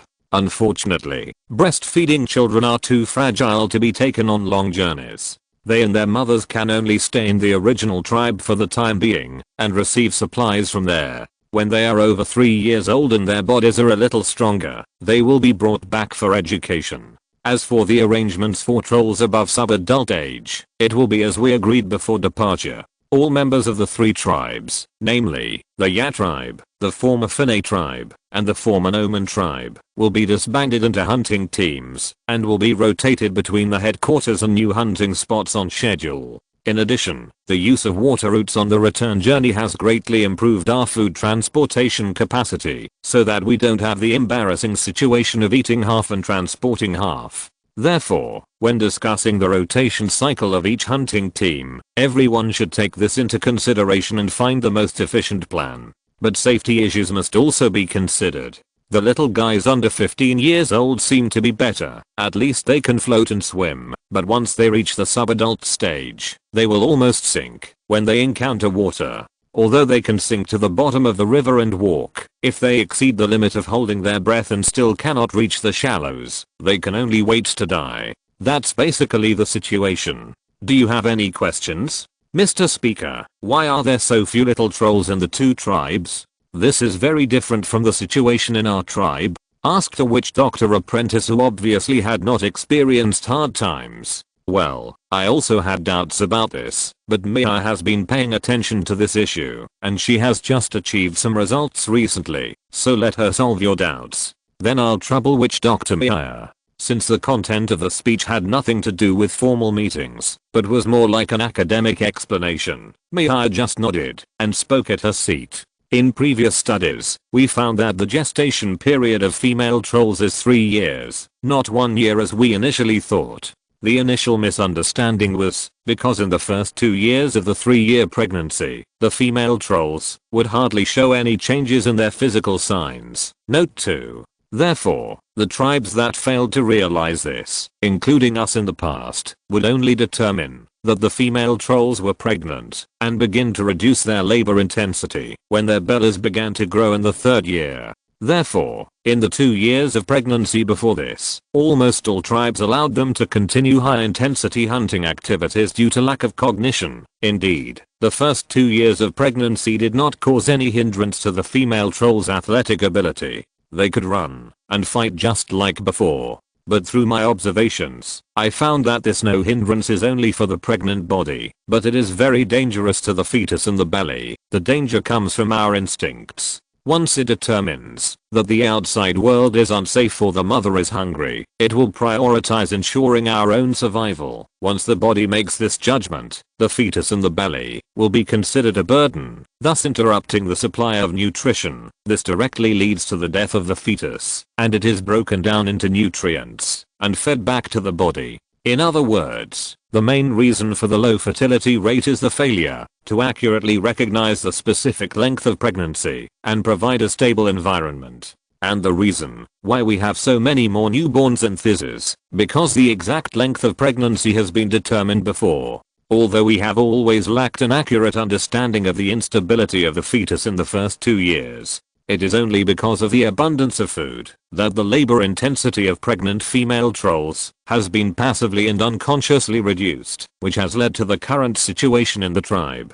Have I explained it clearly enough? When the trolls heard her words, they all nodded with heavy faces. In that case, then our respected speaker, I would like to propose a targeted motion, based on my research conclusions.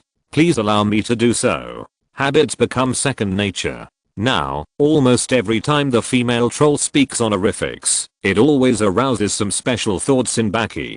Ahem. Ahem. After coughing to cover up, he nodded in approval. Mia, please. Mia rolled her eyes at her husband in a subtle way, stood up and walked to the podium leisurely. If it weren't for this expedition, we observed this phenomenon of eating fetuses out of physical instinct. I can't imagine how much we have to pay in ignorance before we can truly realize this problem. Those children should have been born and grown up healthily. We obviously have the ability to raise them and train them to be warriors, hunters, witch doctors, and become our reliable compatriots. Darn. Risking the possibility of being punished when he returns home, Blade Fang rang the hammer and interrupted Mia's performance. Mia, please get to the point as soon as possible. The Rune Council does not advocate or hope that you will use sensational methods to influence everyone's judgment. I'm sorry, Mr. Speaker. I was a little excited. Ahem. Our previous preferential treatment of the labor intensity of pregnant female trolls was just a subconscious behavior based on abundant materials, and there were no real restrictions. As far as I know, there are also quite a lot of pregnant female trolls who are unwilling to enjoy this preferential treatment and participate in hunting as before. After hearing the conclusions of my previous research, I believe everyone can judge the risks involved. So, I propose to introduce stricter measures to forcibly reduce the labor intensity of pregnant female trolls. This is not only for the Fang department, including the Finay and Norman, that have been merged this time. Once all female trolls are confirmed to be pregnant, their production activities during pregnancy must be strictly restricted to ensure that the fetus can be born normally. After expressing her views, Mia returned to her seat. She looked at Baki at the top with a fierce look, as if she was very angry about his interruption. Baki pretended not to see it, and continued to host the next debate.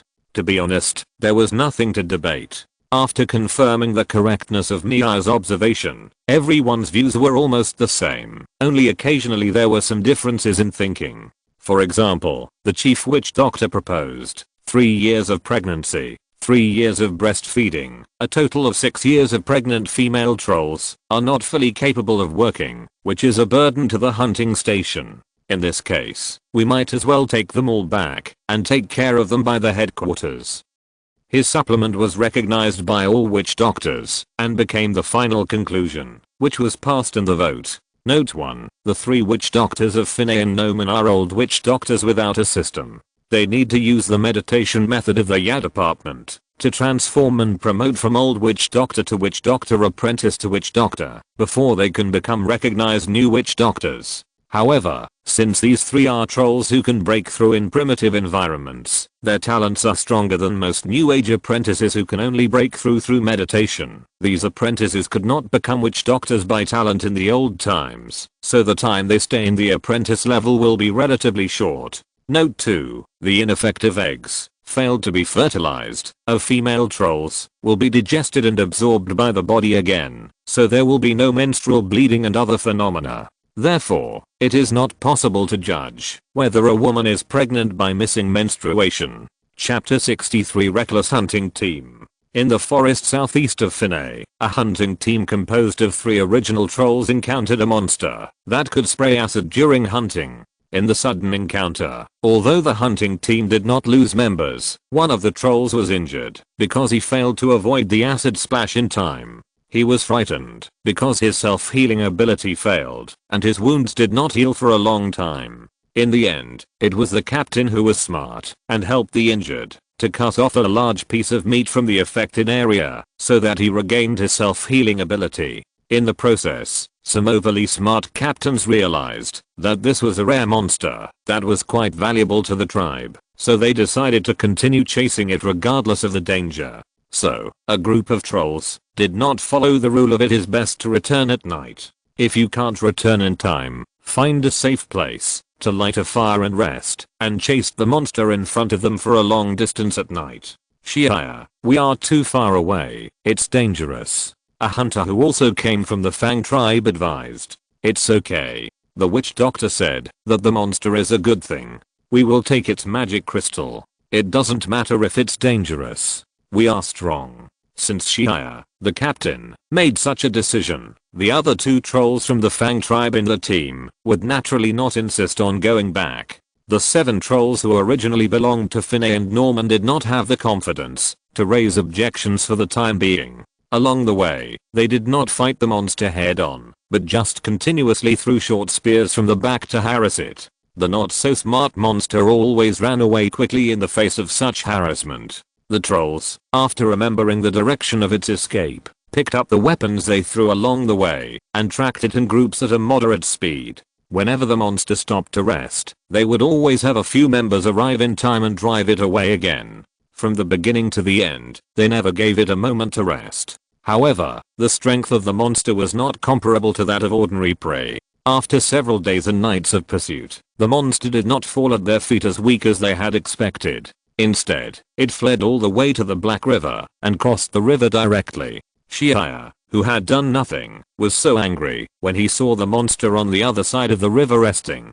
Unwilling to give up, he decided to learn from the Blade Fang witch doctor and build a raft to cross the river. After making the decision, they used the steel and wood javelin in their hands to grind several large trees and spent a considerable amount of time to make simple processing on them. Then they found suitable vines and finally built a raft that could carry 2 trolls at a time. In fact, when they prepared all this, the monster on the other side had long disappeared. But how could the stubborn trolls give up so easily? They used this simple raft to send only 1 member over at a time. After 9 rounds of tossing back and forth, they finally arrived at the south bank. This is a hunting ground that does not belong to any of the 3 tribes. The hunting team was unwilling to go back like this. In this completely unfamiliar forest, they persisted in searching for several days by hunting, but still had no harvest. Until one day, they finally paid the price for their recklessness. The hunting team was discovered by a group of trolls from other tribes who regarded this place as their hunting ground. Cross-border poaching is the worst hostile behavior for the troll tribes that rely on prey as their lifeline. Once discovered, there is no way to make peace. Therefore, the 2 sides immediately launched a fierce battle. The 3 members of the Ya tribe distributed the dual-purpose steel and wood javelins in their hands to the other trolls in close combat, allowing all members to occupy a part of the weapon advantage. But after all, they were at an extreme disadvantage in terms of numbers, and they could not separate some trolls to hunt like the enemy. So, after chasing and escaping for several days, seriously injuring more than a dozen trolls of the other side and completely killing 5 of them, they were helplessly surrounded and captured because of exhaustion due to hunger. A few days later, they were escorted to the enemy tribe. Originally, the matter should have ended after killing them in public, but this small tribe called Gabi located on the south bank of the Black River was not as simple as it seemed. In the east, more than 30 days away from the Ya tribe, there is a solitary mountain with a circle of white on the top. In this flat forest, this mountain looks so different. In addition to other factors, it is worshipped by the local trolls as a holy mountain. The northern, eastern, and southern slopes of the holy mountain are each guarded by a powerful troll tribe. The 3 tribes called Killen, Likia and Vitley, with their backs to the holy mountain, occupied the vast forests in their respective directions as hunting grounds. Although the three tribes are close to each other, they have never become hostile because their hunting grounds do not overlap. On the contrary, they get along quite well. Every time they go to the holy mountain for worship, everyone will have a naked hand-to-hand activity in which everyone participates. After so many years, the three tribes have already formed a primitive alliance relationship without resorting to treaties.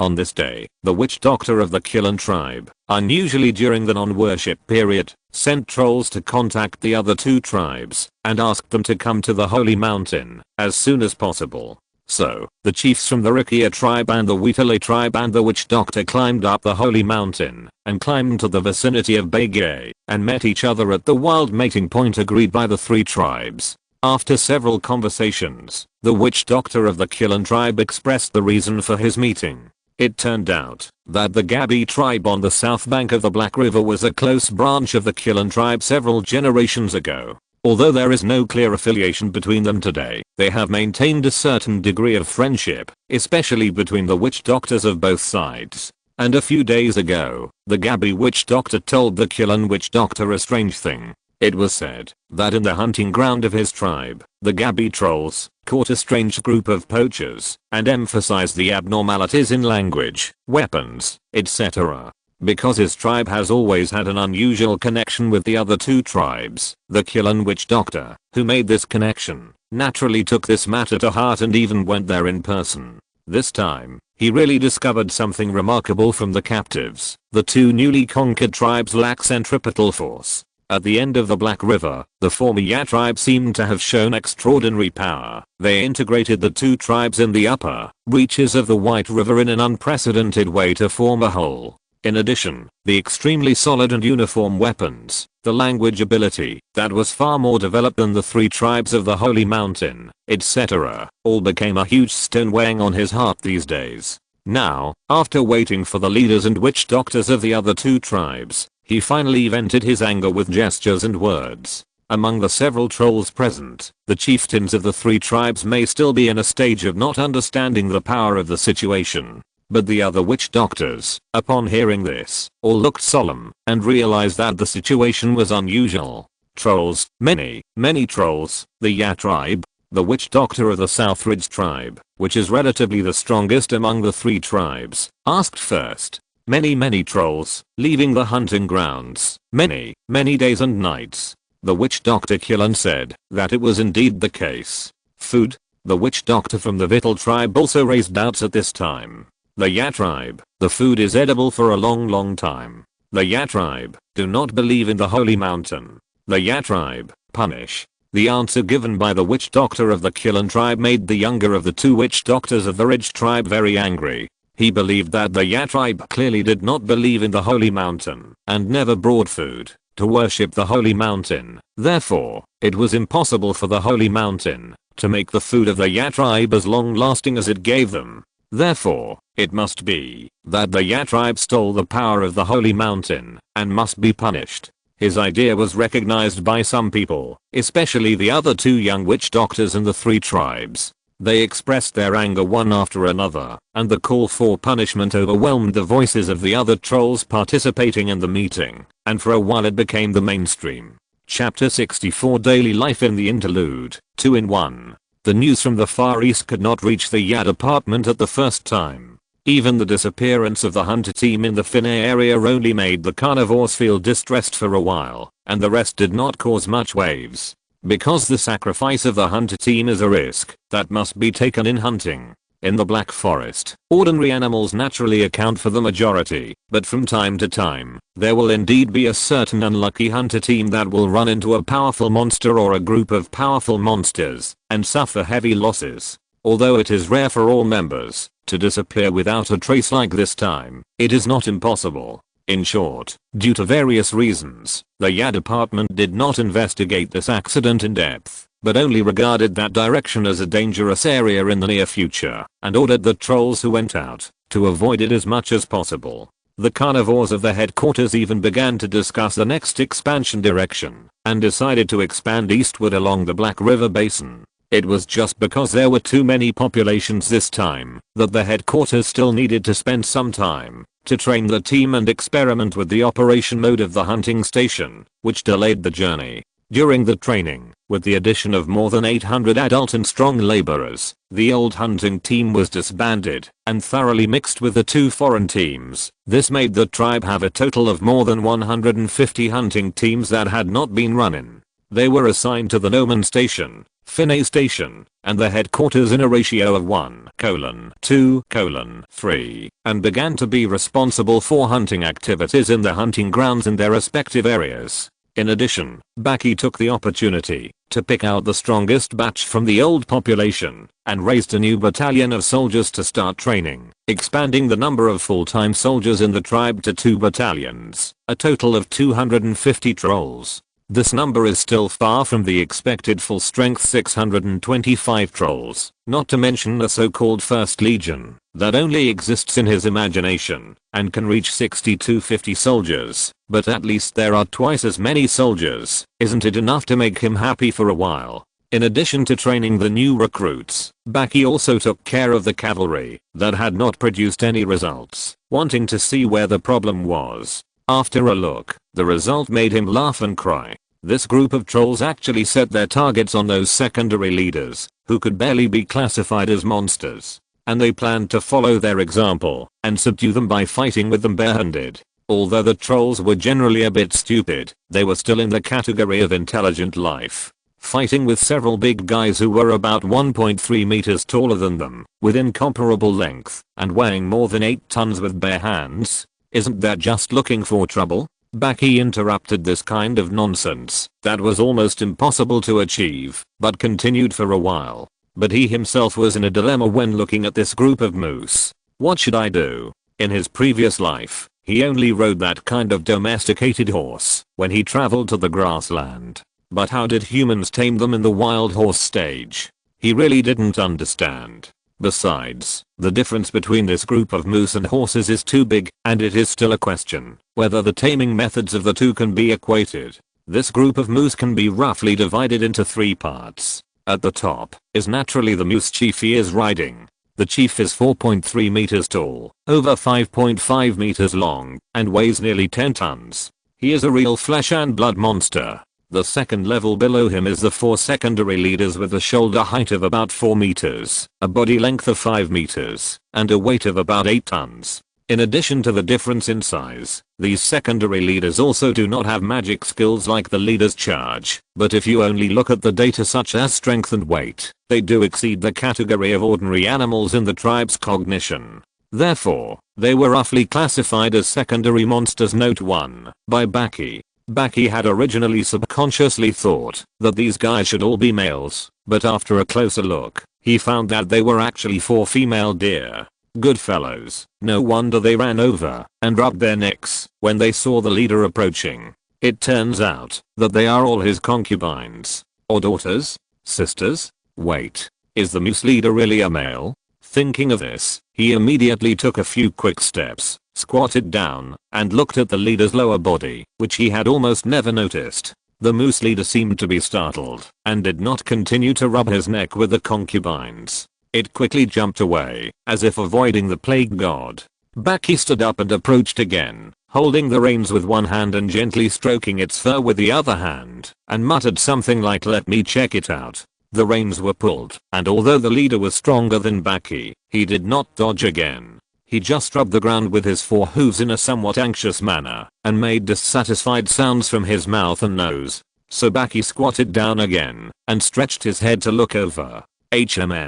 Really not. Is it a female? Not necessarily. Let me feel it. Did you hide your stuff in your cloaker? Baki thought he was not annoying enough, so he crawled lower and reached out. As soon as his hand touched the soft and furry part, the moose leader was startled. It made a low sound from its mouth, and at the same time, raised its front hooves high and struggled. The force acted on Baki through the reins, pulling him up as well, and the whole troll was lifted up involuntarily. As luck would have it, his hand, which was groping around, moved up along the leader's abdomen, and along the way, he touched a few small bumps hidden in the fur, arranged vertically. When he came to his senses, the moose leader's front hooves had already landed on the ground, and Baki was pulled up.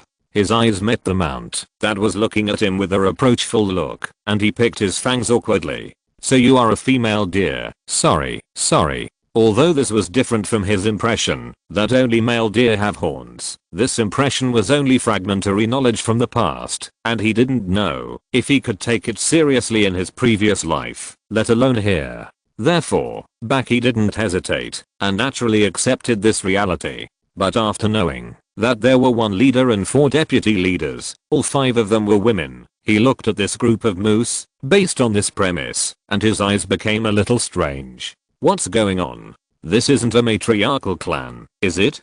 Could these antlerless deer, which are the most numerous, be the lovers and offspring of the 5 of them? The tallest of these antlerless deer is only 3.5 meters tall at the shoulder, and the shortest is about 3 meters. Their body length is about 4.5 meters, and their weight is about 4 to 6 tons. The data is not exaggerated, and they are considered to be relatively large herbivores in the forest. If, among these guys, there are indeed spouses of the 5 chiefdo, then the size difference between males and females is too disproportionate, right? How do they ride on to mate? He couldn't ask the moose leader about this. Although this guy is obviously intelligent, he can neither speak nor write, and the 2 sides can't have any complicated communication at all. My thoughts seem to have gone astray. Didn't I come here to solve the problem of taming the mount? After reflecting on his own wandering thoughts for a while, Baki turned to the witch doctor apprentice who was in charge of looking after the group of moose next to him and said, "I have prepared some riding gear, the same as what I use. You can bring them over later and see if you can find a way to put them on those guys without horns." "Mr. Speaker, where are those sub-chiefs? The attention of the tribesmen who want to ride is now focused on them. Tell them not to waste their time and focus on the ordinary deer. The tribe doesn't have time for them to mess around. The top priority is to experiment with cavalry for me." "I understand. I will warn those tribesmen who come here to try riding." "Forget it. I'd better take these chiefs away separately, so that they don't have any wild thoughts after seeing them." The apprentice nodded when he heard this. He also thought it was a good idea. "Well, don't have any fights. Find an open space and enclose it with steel and wood. Don't provide water or food. Then let the tribesmen ride directly on it. Those who can put on the riding gear can ride with the riding gear, and those who can't, can ride by hugging the neck. But they don't want to. Not only will they get angry and bite, but they will also try their best to throw the riders off. No buts. Climbing up to fight with them doesn't mean that you won't give them food and water after they are tamed. If there are seriously injured tribesmen, just bring them to our side. The witch doctors will be responsible for treatment." "Got it. Okay, then let's do this first. By the way, don't we still have some steel and wood in reserve? You can use them to build the venue first, and tame them one by one for me." "Got it. Okay, I'll leave this to you first." Blade Fang nodded and turned to the other side. There, the 5 female leaders had gathered together and began to rub each other's necks. "Zizzy, you can't have children together. I really don't know what's good to rub." He walked closer and tentatively stretched out his hand to one of the big doe. The doe felt the touch, and not only did not run away, but turned around and put her neck close to Baki, as if she wanted to rub against him as usual. But then, she found that the size was not right. The doe cried helplessly twice, and had to settle for the next best thing, and put her neck close to Baki's chest. Soon, the other 3 does also came over, and rubbed his chest and back very closely. When the big doe came over after realizing it, there was almost no place for her to stand around Baki. She moaned angrily, as if she was ordering something. But Baki found that the sisters, daughters, subordinates, who used to obey her orders did not move away as usual, but continued to please her wholeheartedly. "Oh. Buy 1 get 4 free, okay." Baki, who thought he would have to fight again 4 times, smiled happily at this good news. After a while of getting close, Baki finally left the encirclement and returned to his mount under the gaze of the moose leader, who was becoming more and more impatient, but trying hard not to explode. He reached out to grab the reins, but the moose leader turned his head and pulled the vines away from his hand and failed in his subsequent attempts. Okay, don't be angry. They are just wildflowers. How can they be more important than you?" He used his hands and mouth to comfort her, mainly touching, and it didn't matter what he said, as long as the voice was gentle. After this, Baki was finally allowed to ride on again. He tapped his feet to let the leader slow down and signaled the other 4 big does to follow, and then he went all the way to his tree house, which had been the high ground of the tribe for a while. There is a large open space under the tree house at home. It has always been the exclusive area of the moose leader. This time, he plans to temporarily arrange the other 4 to go there. Maybe, if his wife feeds them more, she can also trick one of them to ride. Not long after, they arrived at the place. This is your temporary home. Take a good rest first. I will go get you some good things. Pointing to the place for the 5 deer, Blade Fang didn't care whether they could understand or not, and just said so to himself. After that, he grabbed the vines hanging in front of him and climbed up the tree in a few seconds, ready to move some concentrated feed for them. As for the source of concentrated feed, it is naturally from the warehouse specially prepared for the moose leader. Anyway, there is still a lot of concentrated feed, so there is no need to make a special trip for the same thing, right? Presumably, the leader will understand, right? Climbing into the tree canopy, he walked along the suspended path woven by vines and walked towards the warehouse unsteadily. On the way, he also followed the few gaps between the branches and barely glanced at the meditation room on the top, wanting to see if his wife was at home. After seeing nothing, Baki shouted loudly, "Wife! Lady Mia! Are you at home?" The troll's meditation method does not seek absolute silence in the external environment, nor does it have any taboos that cannot be disturbed. Therefore, he shouted without any psychological burden. After shouting, he tilted his head and turned his pointed ears in that direction to wait, although he knew that this was completely unnecessary. "I'm here. Are you done? Are you not going out again?" A moment later, Mia's voice came from above, and even if he turned his head and no longer turned his ears to that direction, the voice was still clear. "TSK, the house is still not big enough," he muttered to himself and replied to the top, "It's almost done. I'll go find the Sharp Fang Witch Doctor to ask something and come back." Later, after receiving a response again, Blade Fang began to busy himself with the things at hand. He moved several boxes from the warehouse in the corner of the tree canopy, used magic to control the tree canopy below to make a passageway, and sent them to the ground below one by one with vine magic. After that, he also grabbed the vines, and with a loose and tight grip, he slid down from a height of more than 10 meters. He lifted 5 large boxes and placed them in front of the 5 doe. The concentrated feed mixed with various fruit and plant fibers attracted them instantly. The 4 newcomers immediately came up and happily lowered their heads to chew, but the moose leader began to look at these boxes and the food inside with suspicion. It always felt that it had seen them somewhere before. How could it be possible that it had not seen them before? Whether it was the concentrated feed inside or the boxes of uniform shape, they were all prepared by Baki in front of it in order to appease its depressed mood after he had just conquered it. You can leave temporarily or walk around the tribe, but be careful not to run too far or bump into those fragile little trolls. Perhaps he felt a little guilty. Baki just threw down this sentence and ran away in a hurry. Because he had let the moose leader adapt to the same content once before, the current situation was roughly the same as the older children taking care of the younger children at home in the 1960s and 1970s of his previous life. Therefore, with the moose leader watching over them, he was not too worried about them causing any trouble.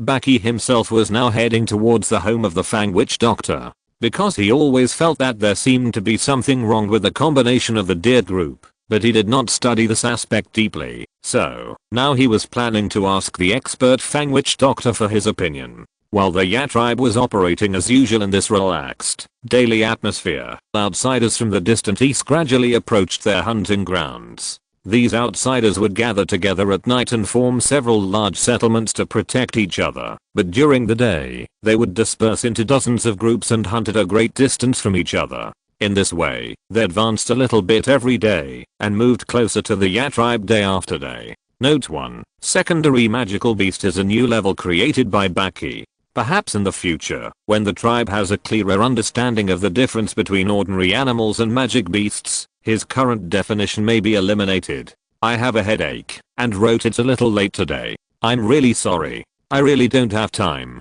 to think of a chapter name 4662 words. Barely a 2-in-1, right? What do you think? Or should I upload it into chapters of 2000 plus? In addition, there is no second chapter today. Chapter 65. The Fanged Witch Doctor's Vision.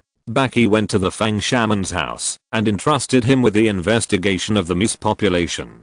Faced with Baki's commission, Fang Shaman seemed very reluctant to stop the research at hand, but out of trust, he still made a plan to temporarily move to the cavalry training ground and observe the moose herd nearby. After the two trolls set off, Baki recalled Sharp Fang's reluctant expression just now and asked in confusion, "Sharp Fang Witch Doctor, what are you researching?"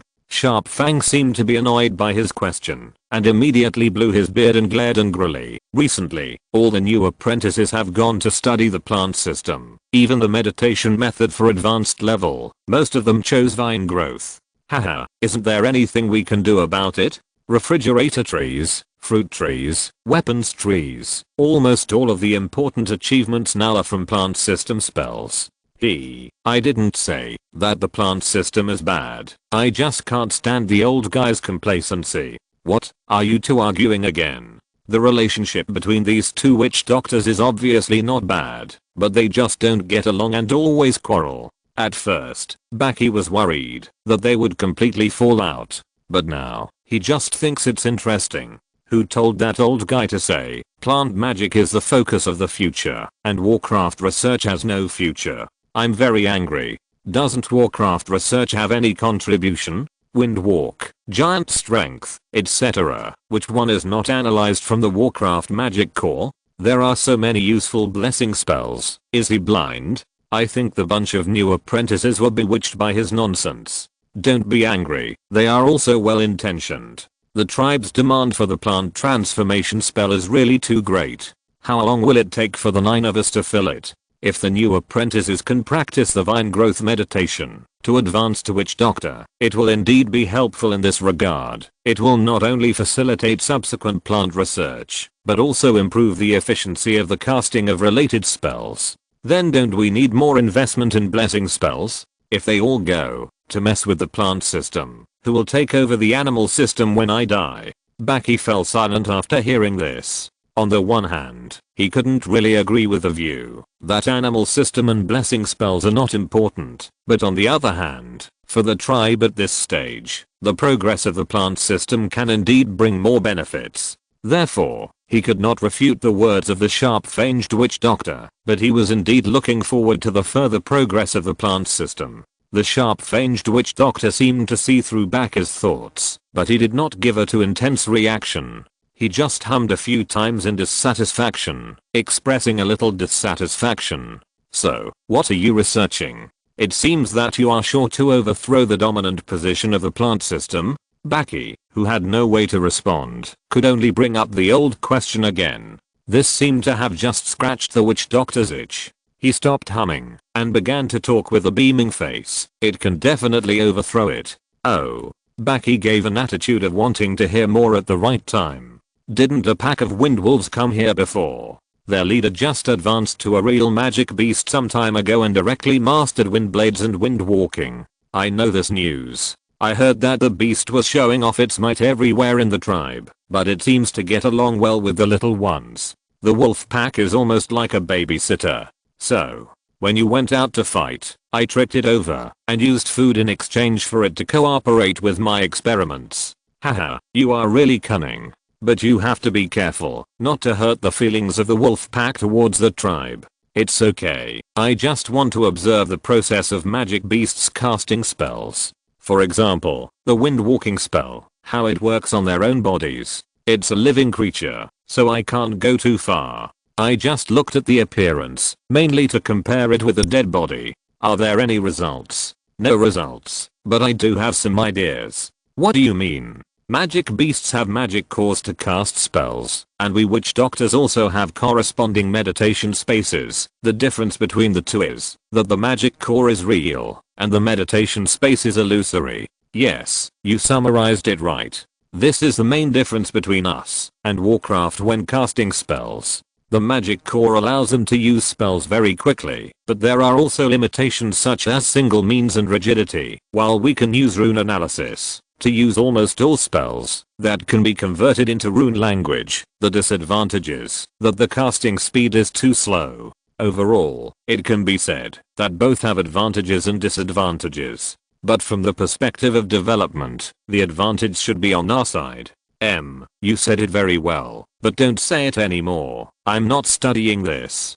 You say it. You say it. If you don't keep interrupting me, you would have heard it by now. The fanged witch doctor muttered dissatisfiedly. Sorry, I'm really excited to see the prey. Ahem. I just wonder if other tribes can also have simple spell casting abilities, that is, to use the magic core as a meditation space and find a way to copy the Warcraft spellcasting process to the warriors. Maybe it can let them take a different path. Bladefang became interested, tilted his ear to listen, and signaled the fanged witch doctor to continue.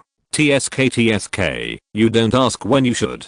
The Chinese witch doctor, who was not satisfied with some psychological needs, curled his lips and continued. For example, so the magic core into the body of the tribesmen who have no spellcasting ability, so that they can obtain a single. Let me think about how to call the spell-like ability. What do you think? Spell-like. It's a very appropriate term. Your idea is also very interesting. Wait, let me think about it carefully. After agreeing, Baki frowned and fell into thought, considering the feasibility of the plan given by the Chinese witch doctor. Undoubtedly, the idea of the sharp-fanged witch doctor is very valuable, but the implementation plan he gave did not make Baki optimistic. The magic core of the monster is basically located in the brain. Through dissection research, it can be found that it is not so much an independent original organ as it is a special brain structure formed because of some unknown mutation in a certain area of the brain. This formation mechanism allows the magic core of the monster to naturally have a certain connection circuit with the body, allowing the spell-like ability to be cast. This circuit theory can also be confirmed through dissection. When the monster just died, the magic core tissue in the brain was still soft, and its outermost part was tightly connected to other brain tissues. There was not even a strict boundary between the two to distinguish the clear boundary. Only when the magic core was separated from the brain, the magic core would gradually harden and eventually become the crystal they were familiar with, but in this process, the connection circuit between it and the brain would have long been invalid, becoming a medium for casting spells that only looked dense, but was actually leaky everywhere. If the research direction was placed on the combination of the magic core and the troll as the Chinese witch doctor thought, there would be two obvious difficulties. First, how to restart the circuit that had long been invalid. Second, which part of the troll should be combined with it, and how to combine it. It's not like opening a hole in the brain and stuffing it in directly, right? After sorting out his thoughts roughly, Baki considered and euphemistically expressed the difficulties and obstacles he had thought of in a way that didn't sound like a mockery. You're right, I've discovered these things too. For the purpose of the experiment, I've killed many large animals, but haven't made any progress. I don't know how those old men in charge of animal husbandry are scolding me behind my back. The middle-aged witch doctor sighed a little dejectedly and continued to complain. I originally wanted to prove myself, and when I secretly made some achievements, I would fall on Tooth's face and make a good laugh at him. But after a long time of no progress, I didn't want to be pretentious. So I simply brought it to the exchange meeting and thought of brainstorming with everyone. Yes, it was exactly when you were not here. The 9 of us discussed this issue at the meeting, but there was no good alternative. At this point, the fanged witch doctor's eyes suddenly lit up, and he held back his arm tightly and said expectantly, "By the way, you have always been smart. Figure out if there is any good way." Speaking of the method, although he didn't know whether it would work, Baki did have a few seemingly feasible paths emerging in his mind at this moment. He didn't intend to hide his secrets, and there was really no need to hide them. He simply considered the ideas before and after, and then slowly said, "I'll tell you about it. I'm not sure if it will work. The subsequent practice depends on you." "Really? You are a treasure from heaven. Come on, come on." Sharp Fang patted his back excitedly, urging him with a happy expression. Baki was almost unable to stand after being patted. He ran forward 2 steps to eliminate the force. He looked at the old kid with a reproachful look and then continued, "I think you should stop thinking about how to use the magic core. Why don't you change your mind and think of a way to transcribe the runes to the tribesmen? For example, engrave them on a piece of skin. Let the runes engraved on the outside act as the magic core, and then use some body, well, such as a special breathing rhythm or a certain specific movement to activate the runes. Please vote. There should be another update later." Chapter 66. Crisis from the hunting area. After a discussion, the Fanged Witch Doctor, who had more important things to do, naturally could not arrange to study the population structure of moose. Baki asked him to pick out a few apprentices who had been paying attention to this research, and then handed the work to them. Watching the trolls leave, Baki turned to the Fanged Witch Doctor and said, "You just focus on your research for the time being, and leave the other things to us. Okay, I will sort out the basics first, such as finding materials and spells suitable for carving. As for the later rune realization stage, your meditation method should be the most suitable for paving the way, and you can devote some energy to support it at that time. It should be, then I will wait for your news." After saying goodbye to the Fanged Witch Doctor, Baki returned to his treehouse again, and happened to see the moose leader who was angry with other big does. He went forward to comfort him for a long time, swearing that he would definitely replenish its concentrated feed. After finally coaxing him, Baki returned to the meditation room on the top of the treehouse and saw his wife sitting cross-legged in meditation. He walked forward, helped to tidy up her overly cool clothes, covered her exposed body due to her sitting posture, and then lowered his head to kiss her cheek. After that, he sat down opposite her and began his energy level transition meditation that had lasted for quite a while. 3 peaceful months passed. The Rune Council counted the days and sent off the hunting team that went to the Norman station for the first rotation, and the trolls sent to the Finney station also set off 2 days later. When they arrived at the station and completed the handover, the trolls left behind there would carry a large amount of food reserves and return on the raft. Since these arrangements were the first time for the tribe, no troll discovered the hidden risks. Until not long after, a troll covered in blood from wounds, healed hurriedly fled from the hunting area back to the station. Black Forest, the traditional hunting area of the Ya tribe. A hunting team of 4 females and 6 males, composed of 3 tribes, is hunting here. The leader is a female named Zuangaya, who has a body that is very attractive to most male trolls. In other words, except for the 2 extra lumps on her chest and the special structure of her lower body, her whole body is almost the same as that of a male troll.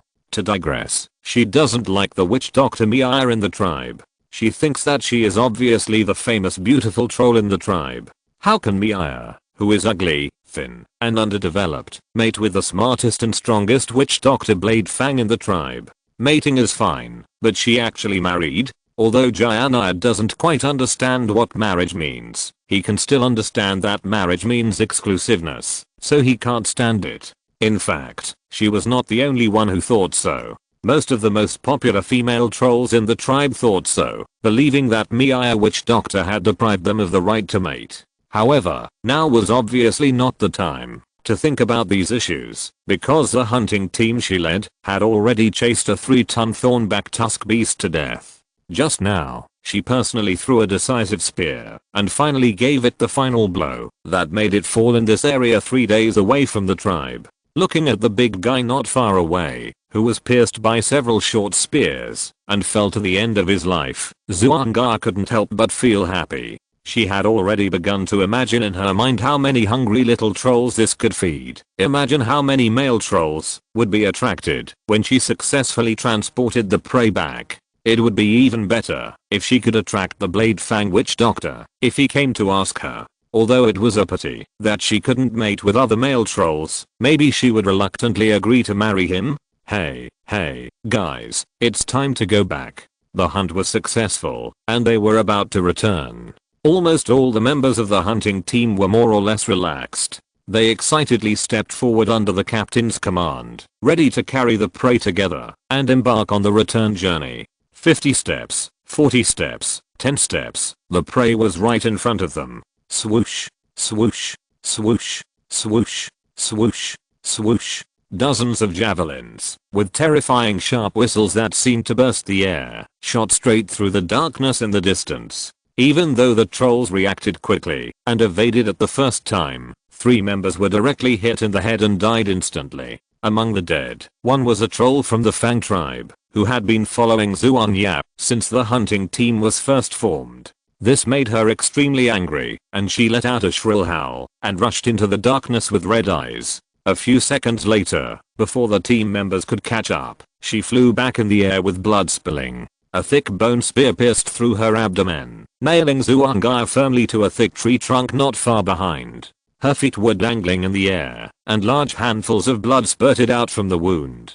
Zuangaya recalled the scene she had vaguely seen before, and a few unwilling, unfortunate flashed in her eyes. She stopped the remaining team members from rushing forward and struggling to shout, "Run back." Hearing this, several people from Yuan Fanei and Norman turned around and ran away, and ran far away in an instant. Captain, the troll from the Fang tribe, was unwilling to abandon his compatriots in such an unclear way. "Run.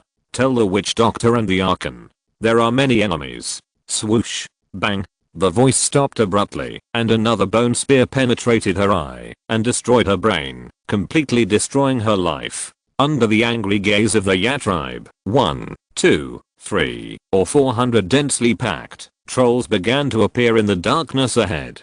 The first one was an exceptionally tall troll. His eyes were red, and his arms were still in the posture of throwing a javelin. His muscles were knotted, and the only part of his body that was covered was the front and back of his crotch, which was covered by a palm-sized clothes made of unknown material. Beside him were 2 trolls, one old and one young, who were obviously dressed as witch doctors. The old man leaned on a crutch and bent over, with a frown on his face, silently looking at the remaining trolls who had already started to flee. The young witch doctor seemed particularly excited. He took 2 quick steps and came to the javelin that had been released earlier, picked up one that looked better, and aimed at the fleeing figure in the distance. "Ya tribe, you blasphemed the holy mountain. You deserve to die." After making such a declaration, he threw the javelin with great force. Swish you clang the spear, not to mention the 2 spears that hit the captain of the hunting team just now. Even compared with the previous large group, it was much weaker in momentum, and finally only hit the tree trunk in the middle. Ha ha ha ha. Ha ha ha. A sea of laughter came from the back. Maybe there was no malice, but it still made the young witch doctor annoyed. The strongest troll laughed particularly loudly. After a moment, he seemed to have laughed enough. He stepped forward and pulled out his 2 bone spears, shouting loudly, "Ya tribe, weak. Chase. Kill." The trolls behind him strode forward after hearing the words. After picking up the javelin that was deeply stuck in the ground, they began to move quickly towards the west. Now that they have arrived here, they don't need to dawdle while hunting. They just need to kill directly into the enemy's tribe. Second update, please give some votes. Chapter 67 Mobilization. It was a normal day. The old trolls who were watching over the livestock or taking care of the fruit trees were recalling the hard work of the tribe and smiling from the bottom of their hearts. In the newly built school near the central council hall, the young trolls were learning all kinds of knowledge with pain and joy and looked at the busy classroom with envy from time to time. The mothers and expectant mothers in the nursery area were either feeding the young trolls impatiently or complaining impatiently about wanting to go hunting, but the sick witch doctors would not let them go. In short, although it was not 100% peaceful, everything in the tribe was running in an orderly manner. Until a bloody troll appeared at the entrance of the tribe in a mess. Everything was still like this. This figure seemed to have opened some kind of magic box. Almost in the same direction, many of his equally embarrassed compatriots fled back one after another. The witch doctors received the news almost immediately and gave the most serious concern. Before long, they had learned the exact situation: encounters, hunting, escapes, hostile tribes. The trolls that escaped were not from a few hunting teams, but from at least a dozen different hunting teams in a large area in the east. The witch doctors understood what this meant. It meant that the tribe had lost at least nearly 100 laborers in just one day or a few days. At the same time, it also meant that the enemies were not just small scale, but large scale, and might even come out in full force. Where are the enemies from? Which tribe is it? Since they are so willing to pay the price, what should we do? What should we do? Most of the civilized trolls in the council hall were no longer as calm as before. They were anxiously whispering to each other, unconsciously spreading useless panic with their buzzing sounds. Ding, ding, ding. Baki didn't have time to sit in the speaker's seat at ease. He quickly walked to a high place, raised the gavel, and knocked several times, which made the apprentices who were too smart and always liked to think too much, and the new witch doctors who had never seen the wind and rain shut up. He looked around and paid special attention to the 3 new witch doctors. Most of the hunting team members who escaped back this time were from the original Finney and Norman, while the trolls of the Fang tribe suffered heavy casualties. He couldn't blame the members of the 2 tribes. When the enemy and us were outnumbered, it was not a mistake to come back immediately to report the news, but a wise choice. It can even be said that their escape gave the tribe relatively sufficient time to react, but at the same time, this also seemed to prove that the path of the 3 parts being united is far from successful. But now, it is obviously not the time to think about this issue. Baki sorted out his chaotic thoughts a little, and after sorting out his mood, he put on a calm and composed expression, and said to the trolls below who had almost calmed down but still looked panicked, "The tribes heading to Noman and Finney have been on the march for several days, but the station troops there have not returned. The tribe's defenses have therefore fallen into an unprecedented void.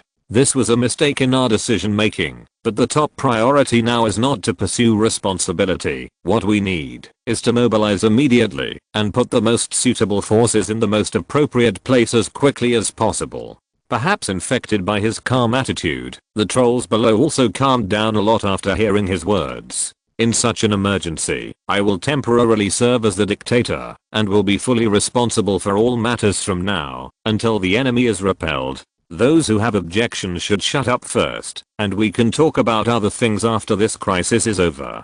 At this moment, if someone who is trusted by all the trolls is willing to stand up and take the lead, it will naturally be welcomed by everyone, and the trolls nodded in approval. "In this case, I will issue the first order.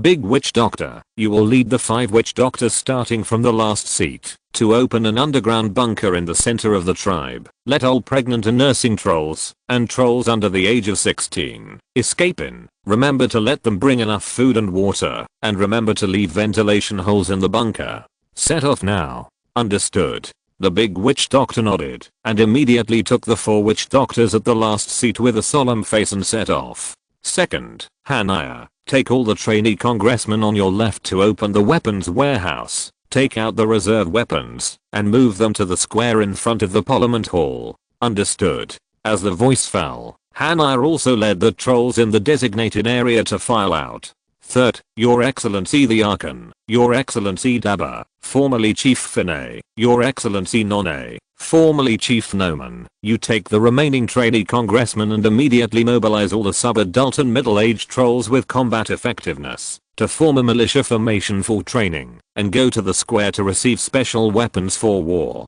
"Understood." This time only the Archon nodded and almost dragged the 2 former chiefs who didn't understand anything out. "Fifth, Fang Witch Doctor, Miaya, you take the remaining witch doctors to bury thorn vines 100 steps east of the tribe. Remember to hide them as much as possible and bury them all underground." "Okay." The 2 also left as ordered. Sixth, who has learned to ride a deer? Looking at the few remaining trolls, Blade Fang asked. "I will. Mr. Dictator. I will." Baki turned his head to look at the direction of the voice and found that it was Muaya who said that he had learned the 800 words. He nodded and said to him, "Ride the deer you are most familiar with, set out immediately to catch up with the hunters sent to Finney, and then bring them back. No, take them around to the east. Your mission is to stop the fleeing enemies and leave them behind." "That's right, I understand." Muaya was actually a little hesitant in his heart. He could roughly understand from the previous casualties and the scope of casualties that this time he might face more than 1,000 enemies or even more. But the order given to him by the Baki Witch Doctor was to go around and intercept. Shouldn't it be an emergency rescue? He didn't know if this kind of confidence was a good thing, but now he had no choice but to obey orders. "I hope the tribe will be safe." With such emotion, Muir left the council hall with trepidation and ran quickly towards the deer farm. When Muir left, the only people left in the council hall were the witch doctor apprentices who were looking at each other. They waited and waited, but could not hear the arrangement for the trolls, and they were at a loss. At this time, they were cautiously looking at the majestic dictator at the top. But little did they know that Baki was also in a dilemma about how to arrange them. In his heart, he wanted to hide these precious seeds, the farther the better. But at this moment, no matter how noble the reason was, it seemed that he should not do so. Time was urgent, and he could not afford to think anymore. Baki gritted his teeth and made a ruthless decision. Those over 20 years old, go get your weapons. You will fight with the warriors. Bring the most powerful magic cores. Those over 16 years old, take the short spears and scalpels for self-defense. After the battle begins, you will be responsible for helping the warriors with internal bleeding to recover their combat effectiveness. The rest of the little guys, go hide. It is not time for you to take responsibility yet. The witch doctor apprentice is left with a sense of relief, reluctance, or full of fighting spirit. In the council hall, Baki was the only one left standing alone. This sudden crisis, and the tension and anxiety that followed, it would be a lie to say that he had no impact. But it has been nearly 30 years since he came to this world, and Baki is no longer the student who never left the ivory tower in his previous life. He has also grown up. Here are his relatives and friends, and his hard work, which are all things that Baki wants to protect and must protect. So, he stood there alone in confusion for only a moment. Then he patted his cheeks vigorously and left without hesitation, heading towards his own battlefield. Chapter 68. The enemy arranges. When Blade Fang led 250 soldiers to the battlefield and prepared to line up first, in the distant forest, the figures of hostile trolls could be seen sporadically. But I don't know whether to be thankful or regretful. These trolls, who seemed to be only a small group of protruding trolls, did not rush in without thinking. After seeing the strict formation of the soldiers of the Fang tribe, they retreated again, as if they were ready to attack after the large army arrived. Faced with this situation, Blade Fang was a little regretful that he could not eliminate some of the living forces first, but he did not issue an order to rush into the forest, but just commanded the soldiers to continue to line up. In addition to these most elite soldiers, the tribe should have had up to 167 hunter teams, a total of 1,670 trolls, but due to the mistakes made by the decision makers before, these teams now have 15 in Norman and 30 in Finney. 15 set out 3 days ago, and are now on their way to Norman. 30 set out a day ago, and are now on their way to Finney.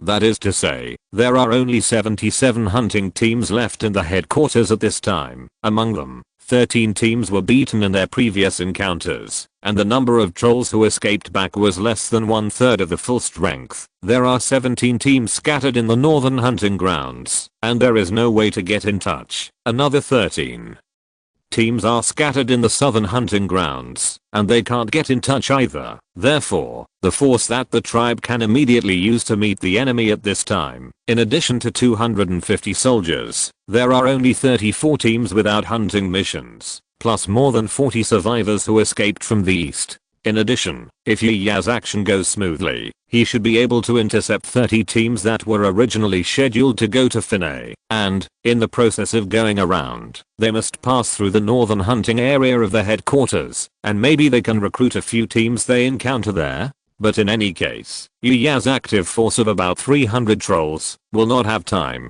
to appear on the front battlefield, which is one of the reasons why Blade Fang ordered them to go around. After estimating the strength at hand, he suddenly became more confident. Although they were about to face a battle where the ratio of the two sides might be 600 to 1500 plus on the front battlefield, more people did not necessarily mean stronger. There were 10 squadrons of soldiers, except for a squadron of deer cavalry that was barely pulled together and did not appear for the time being, and 2 squadrons of reserve forces were left beside him. The remaining 7 squadrons were deployed by him in a preset battlefield with a horizontal area of less than 60 meters, with 5 squadrons in front and 2 in the back. The 5 squadrons in the front, with each team 3 meters apart and each soldier 1 meter apart, were deployed horizontally in a formation of 3x8, and the captains of each squadron were in the back row to command. The 2 squadrons in the back were arranged vertically on both sides in a formation of 4x6, acting as the force to guard the flanks. In the pocket, formed by these 6 squadrons, there were 2 reserve squadrons. At this time, they were roughly on standby as independent units, ready to provide support to the front, left, and right at any time. Compared to the trolls, whose shoulder width is generally nearly 0.7 meters, this is already a very compact formation. After all, they still have to consider factors such as the deployment of shields and the attack of heavy swords. When the battle soldiers were sorted out, the 38 hunter teams, the remnants in the east were reorganized into 4 teams, and the rest of the trolls had also arrived. After receiving their weapons, among these trolls, there are quite a few relatively familiar faces. Needless to say, the civilized trolls who often appear in the central conference hall, their identity as trainee congressmen was originally just a part-time job, and it is reasonable for them to return to the hunter team organization at this time. And those witch doctor apprentices over 20 years old also formed an independent team imitating the hunter team organization. They have never killed since they grew up, and now they are holding the javelin and heavy sword they just received, and they are sandwiched between the regular hunter teams with a somewhat nervous look, and they don't know what to do. But unexpectedly, they did not show much fear on their faces, as if the wild part of their bones was gradually awakened in this situation. At this time, some witch doctors led by the great witch doctor also rushed over from the tribe, and several witch doctor apprentices over 16 years old who were previously arranged to serve as medics were also following this team. The witch doctors' faces were blue and green, as if using the power of magic in a short period of time to build an underground bunker was not so easy. How is the bunker built? Have they hidden in it? After the 2 sides approached, Blade asked the question that he was most concerned about at the moment. It's built, and those who should hide have hidden in it. Thanks to these little guys for helping to guide them, otherwise we would not have the energy to deal with those girls who insisted on coming out to fight. The great witch doctor said to the apprentices who were holding a short spear in one hand and a scalpel in the other, looking blankly at the team in front. It's okay to arrange the rear, so we can focus on dealing with those hostile tribes that came out of nowhere. Blade breathed a sigh of relief. It didn't matter how the tribe was destroyed, but those little trolls and pregnant mother trolls could not afford to lose. What about us? Is there anything else we need to do? Does Maya need help? Coarse-Tooth Witch Doctor looked into the distance and asked. In the direction he looked, Sharp-Tooth, Maya and other 4 witch doctors were hiding behind the battle array and casting spells on the ground. Faintly, he could see vines breaking out of the ground in front of them, and after growing a little taller, they immediately turned around and drilled into the ground. Afterwards, a series of not very conspicuous mounds of earth rose on the ground, extending continuously to the front. No, everyone, eat something to replenish your physical strength and spirit. You will need magic power a lot later on the battlefield. Understood. The 4 witch doctors nodded, found a place where they would not get in the way, sat cross-legged, took out the war-prepared meat pie from the bag, and started to chew it. For witch doctors whose physical strength is roughly equal to their magic power, this is the best way to replenish their physical strength. While the witch doctors were eating, Baki called 2 groups of witch doctor apprentices to his side, and after a lot of instructions, he assigned them tasks. Those over 16 years old were separated to treat the wounded and try to protect themselves. Those over 20 years old were divided into several groups, responsible for protecting the safety of the witch doctors. After sending this group away, he went to arrange the battlefield tasks for the 38 hunter teams. Although they had simulated the situation of fighting with the combat soldiers during the militia training, they knew a little bit about what they should do. But exercise and actual combat are different after all, and Baki, who is also a novice, dare not neglect the arrangements for them. When everything was finished on his side, Mia's arrangements were almost completed. Because the control ability and the total amount of magic power are limited, and it takes enough time to recover some magic power. Therefore, the witch doctors did not pile up the thorny vines crazily, but just controlled them to an appropriate degree. After finishing the work at hand, Medea did not rest immediately. She walked through the gaps between the hunter teams that had been filled in the pocket and came to her husband. After tiptoeing slightly and giving him a kiss, she whispered in his ear, "Be careful and protect yourself. You should also go to rest soon." She nodded and finally looked at Baki with concern, and then went back to the area between the war soldiers and hunters, came to the vines controlled by herself, and sat down carefully to block the spring light. Because some petty people seemed to mind this, Medea recently developed this habit that seemed quite insignificant to the troll tribe. This is just idle talk, let's put it aside for now. The efficiency of the hostile trolls is obviously not very high. Baki has completed so many preparations, but they have not really appeared yet. Time passed slowly, and the witch doctors had almost recovered their physical strength. Except for the warriors, who were often arranged to stand in military posture on weekdays. Almost all the trolls have more or less lost their nervousness. If it were not clear about the development level of other troll tribes within the known range, Baki would have suspected that this was some kind of strategy. Fortunately, they did not wait too long. About 2 lamp hours later, a sound similar to the horn in the previous life suddenly sounded in the distant forest. Baki stood on the command platform formed by the temporary accumulation of earth by magic, and used the height difference to look far away. In the distance, 3 strong figures, who were only about 4 or 5 centimeters shorter than Baki on average, but about 3 meters tall, emerged from the dense forest. As soon as he saw their positions, combined with the troll's barbaric and aggressive customs, Baki immediately understood that he was facing a force that was composed of at least 3 tribes.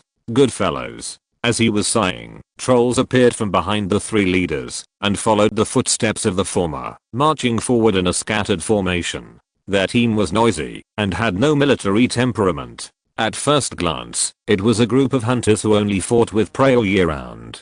The 2 teams slowly approached each other as one stopped and the other moved forward. When there was still more than 200 meters between the front rows of the 2, Baki finally saw the approximate size of the enemy. More than 1,500, but definitely not more than 2,000. This made him breathe a sigh of relief. Not more than 4 times. It's still capable. The enemy's large force stopped 200 meters away. It was not very strict. Because the Ya tribe has used the convenience of tools over the years to clear the forest in a large area around the tribe, even though their own team has advanced about 100 steps from the tribe, it is still quite far west of the center line. Therefore, this battlefield was enough for the 3 invading tribes to deploy, and there was no situation where half of them advanced and the other half stayed in the forest. After their own group stopped advancing, the 3 leaders were very bold and approached about 100 meters. Then they stood still and began to shout, "Ya tribe, leader, come on." Although their trip was somewhat suspected of sneak attack, it seemed that they were still prepared to abide by some rules when facing a real battle. The 3 leaders' to unrestrained position at this time made Blade Fang very excited. The tribe's heavy throwing spears were enough to be projected to hit 100 meters away. These guys who still used primitive bone and wooden spears and used the traditional direct shooting method that was more suitable for the dense forest environment did not know this. If the soldiers were ordered to launch a covering attack at this time, could they be kept? This tempting idea was rejected after it flashed through his mind. Although the range of the projectile is far, the speed is not advantageous, and it is more suitable for targeting group targets. The 3 leaders will have enough time to dodge. This is one of them. Secondly, it was a rare opportunity for the tribe to defeat an enemy 4 times their size head on. It would be a pity to let it go. When weighing these pros and cons, Baki, who was the dictator and the most suitable leader at this time, did not wait there. He jumped off the command platform, mounted his mount, put on an arrogant look that was most suitable for a warrior, separated the team in front of him, and went towards the 3 leaders. When passing by several witch doctors, I don't know what kind of mentality they each had, but they actually agreed to cast layers of blessing spells on him. Second update. If you're listening to this novel on a channel other than Fanfic World, it means they downloaded and uploaded it without effort. We cordially invite you to visit our channel, Mundo Fanfic Novelos. There you'll find the original version of this story and you can explore many other novels of various genres. We're waiting for you to immerse yourself in a world of incredible novels. Chapter 69. The war begins. Although Baki was somewhat amused by this behavior, he was still quite proud in his heart. Regardless of whether they really liked him or not, they all made the choice of protection at this moment. Does this prove that his value to the tribe has become a universal consensus? Thinking about this almost unquestionable question, Baki rode the moose leader to the three enemy chiefs. The mount with a shoulder height of 4.5 meters was still as powerful as ever. When looking from a distance, perhaps there was no feeling, but when the four trolls really gathered together, this difference in body size had a considerable deterrent effect on a large number of trolls in both camps, becoming a background board to set off others' tallness is unbearable for trolls who regard strength as beauty, especially for the chiefs of all parties. The chiefs who originally wanted to say something were unwilling to stay next to Baki for a moment. They used the crude troll language to simply express their purpose, and after jointly determining the time and place for the start of the war, they hurriedly left the front of the battle. He didn't want to be a dwarf even for one more second. The enemy will attack after 100 steps. Baki returned to his own front with this news as a victor. In the battle, the trolls were cheering because they saw the three leaders of the enemy were scared away by their own leaders. Seeing that the morale of the army was ready, Baki hurriedly added fuel to the fire. He rode a tall moose around the battle and shouted loudly, "Fellow comrades, the enemy trolls are shameless!" Exclamation mark.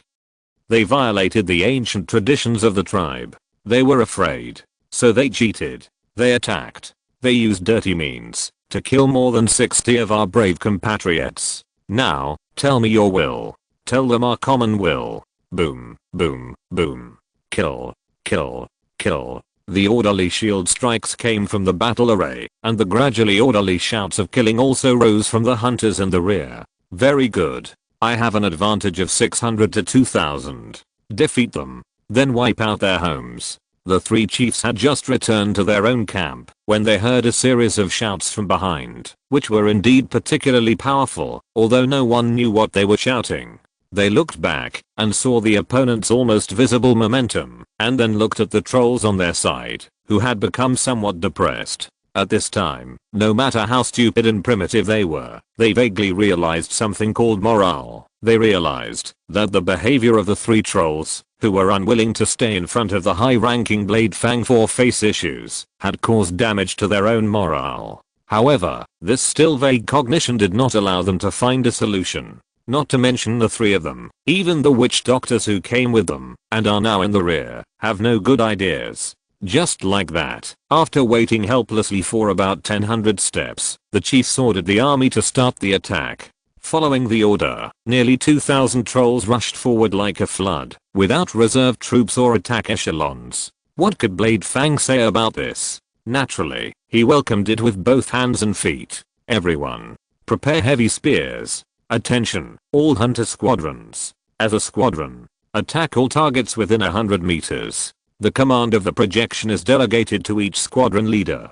Seize the opportunity freely. As his voice fell, the warriors and hunters all picked up the javelin prepared at their feet. Among them, the hunters have already begun to enter the charging posture under the command of the squadron leader, and the warrior squadron, that has not received the next order, just held the javelin upright and continued to wait. The trolls charged very quickly, 200 meters, 180 meters. Blade Fang saw it clearly. The three leaders followed the principle of the primitive tribe leaders to lead the bravery, and led the strongest warriors of their tribes to charge at the forefront as the three most prominent arrows. Although he had missed the opportunity to shoot coldly before the battle due to various reasons, it was different now. He gave orders without any burden. All soldiers, the 1st and 5th squadrons of soldiers, target the left bulge. The 2nd and 3rd squadrons, target the central bulge. The 4th and 6th squadrons, target the right bulge. Get ready.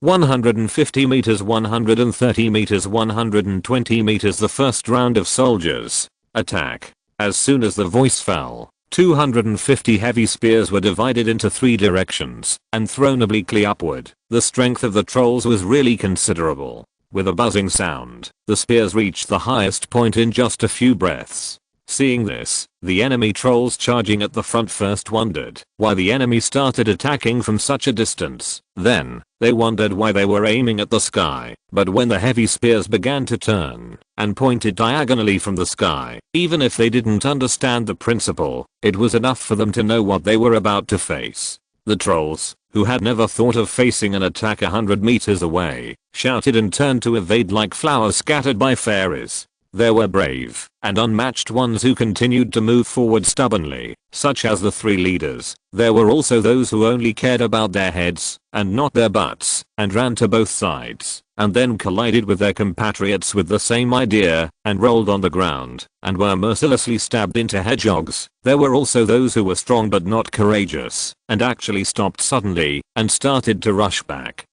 knocking the trolls behind them overturned by themselves, and then held hands, and became targets of joy together. It is impossible to launch a heavy spear in just one round. After the first one was launched, the soldiers quickly launched the second wave, followed by the third, fourth, and fifth waves. In addition, the hunters in the rear also began to attack in batches after the enemy entered 100 meters. In their usual hunting, due to the environmental factors of the forest, they would use short spears for both short and long range to perform horizontal and oblique shooting. This kind of battlefield projectile method can only be tried during militia training. Therefore, in terms of efficiency and accuracy, they lag far behind the soldiers. But undoubtedly, this does not affect their mindless attack on dense formations. Moreover, those squadron leaders, in line with the simple sentiment of if you want to fight, fight the strongest, all chose the first round of targets in the area where the enemy chief is located.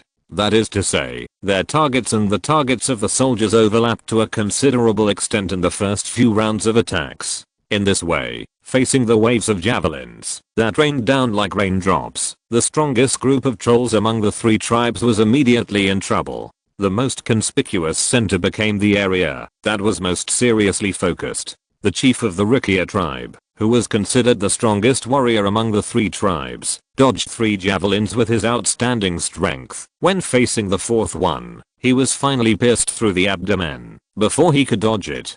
To be honest, this was not a fatal injury for the trolls. As long as they pulled out the javelins first, and then used their hands to open the wounds on the surface of the body, they could let the wounds on the surface of the body heal after the damage to the internal organs healed and stopped bleeding. Although they would feel more or less weak depending on the amount of bleeding, in most cases, this would not affect the trolls from continuing to fight. But the heavy spear's own weight and gravity acceleration, combined with its sharp tip, made it a terrifying weapon. After piercing through Chief Rikia's abdomen, the other end of the spear still had the remaining force, and stabbed deeply into the ground, which delayed his self-rescue to some extent. The result was that in the short time he was fixed, he was hit by 4 spears again, one of which happened to pierce his head directly. Chapter 70, Stalemate and Chance of Victory. The frontmost array of the 3 trolls suffered heavy losses in the first few rounds of concentrated fire, but they did not immediately collapse in the face of wave after wave of heavy spear bombardment, but continued to charge bravely.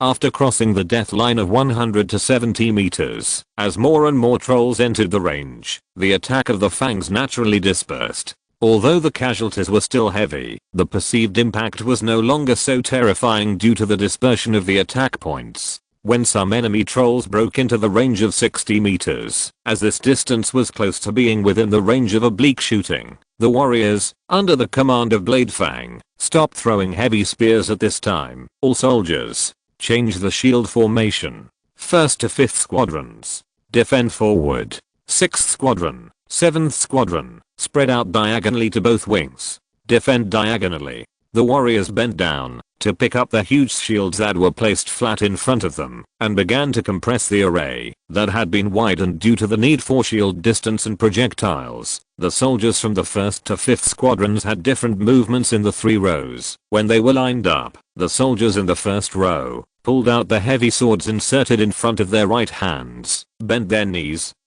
arched their waists, and raised their shields to below their eyes in front of them. The soldiers in the second row also pulled out their heavy swords, but they did not arch their waists like their colleagues in the front row. Instead, they bent their knees and raised their shields diagonally above the heads of the people in the front row, bringing their own heads and those of their colleagues in the front row into the defense range. The third row of soldiers did not bend their waists or knees. They just drew their swords and raised their giant shields above their heads and began to defend themselves by pressing against the inner upper waist of the second row of giant shields.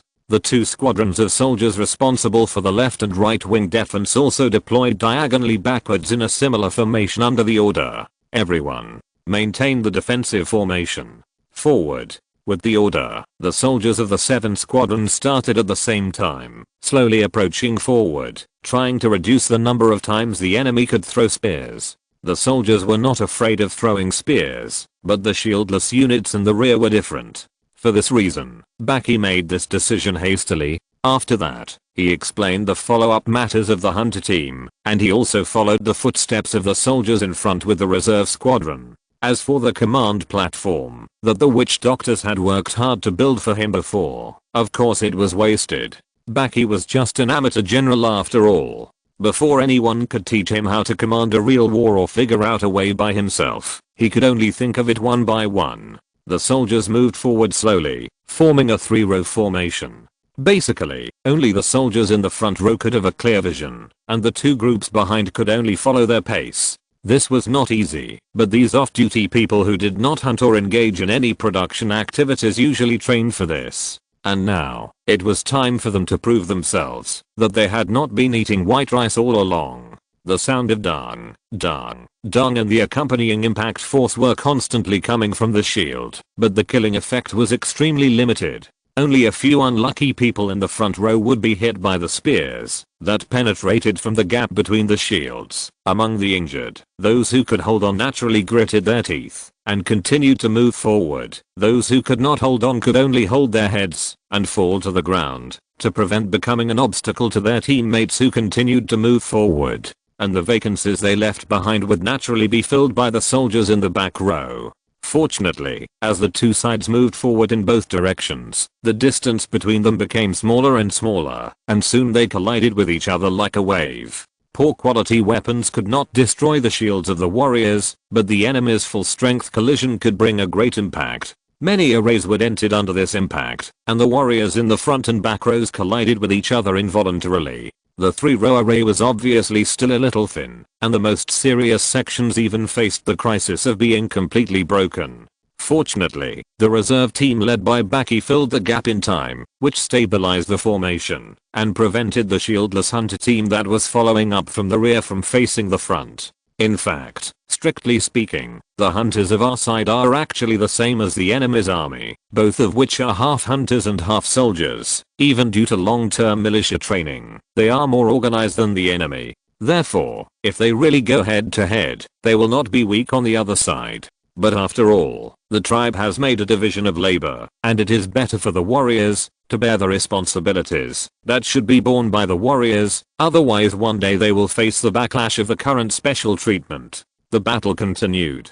The front line of 40 trolls and the side line of 16 trolls were obviously not enough to completely block the enemy's troops that had already begun to deploy. In front of the enemy, trolls that continued to extend to both sides. The front row had changed from 3 rows to 2 rows in many places. In order to have more blocking areas, many back row soldiers had to insert into the front row. The front line gradually became curved, and the distinction between the 2 wings in the front became more and more blurred. Finally, the left and right wings joined at a certain moment in the rear, and the soldiers of the own side were completely compressed into a hollow circle, guarding the amateur troops, witch doctors and other trolls inside.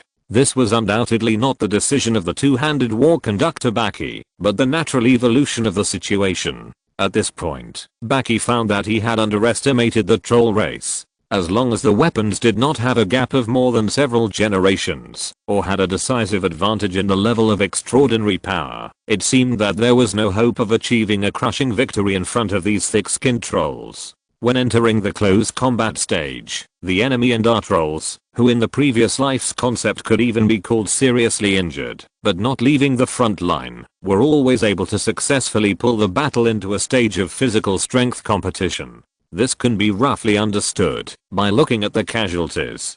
In addition to the concentrated killing caused by the heavy spears in the first few rounds, there were trolls who died directly on both sides in the subsequent battles, but they were really rare. In addition, for the trolls who easily entered the killing stage, fighting will did not seem to be a scarce thing. This seemed to be more obvious in larger battles, while in small scale encounters, it might be relatively easier to flee. The above two factors were the fundamental reasons why this battle could not be won quickly. Baki, who had not fought many battles, or this was the first battle he had participated in the true sense, concluded. Of course, in his opinion, the advantage at this time was still on the side of the Ya tribe, and the advantage was not small, but it was just that they could not win the battle quickly. Therefore, Baki was not in a hurry. He had already stood on the earthen platform that had been piled up again. Under the cover of Daba, who volunteered, he directed the reserve troops to assist the front lines in crisis. While thinking about what else he could do,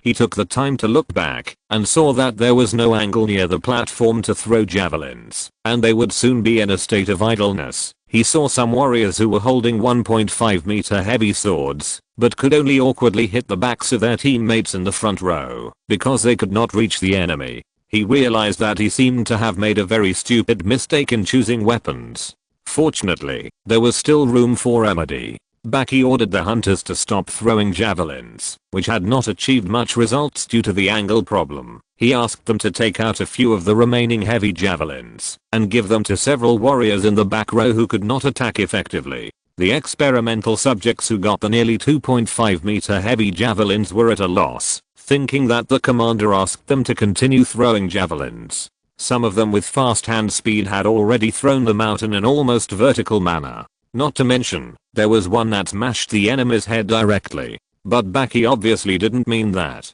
He jumped off the earth platform, walked to the front line in 2 or 3 steps, picked up a javelin, and quickly thrust it through the gap of the shield, immediately seriously injuring an enemy troll. Seeing his operation, the nearby warriors also tried it, and found that it was much more convenient than any heavy sword, especially when they were in a stalemate in a dense formation. Soon, the new use of the heavy javelin was learned by the warriors on the left and right, and it was successfully passed on to all the soldiers. At the same time, the order to injure the enemy troll as much as possible, but not to kill it completely, was also passed on. The greedy Baki never gave up his desire for labor force. Not only the soldiers, but also the members of the hunter team, took the extra javelin and joined in the ranks of sneak attacks from 2 meters away. The expansion of the attack range reduced the pressure on the front row. A large number of enemy trolls who were in the front line fell under the stabbing, which once made the front row warriors have no opponents.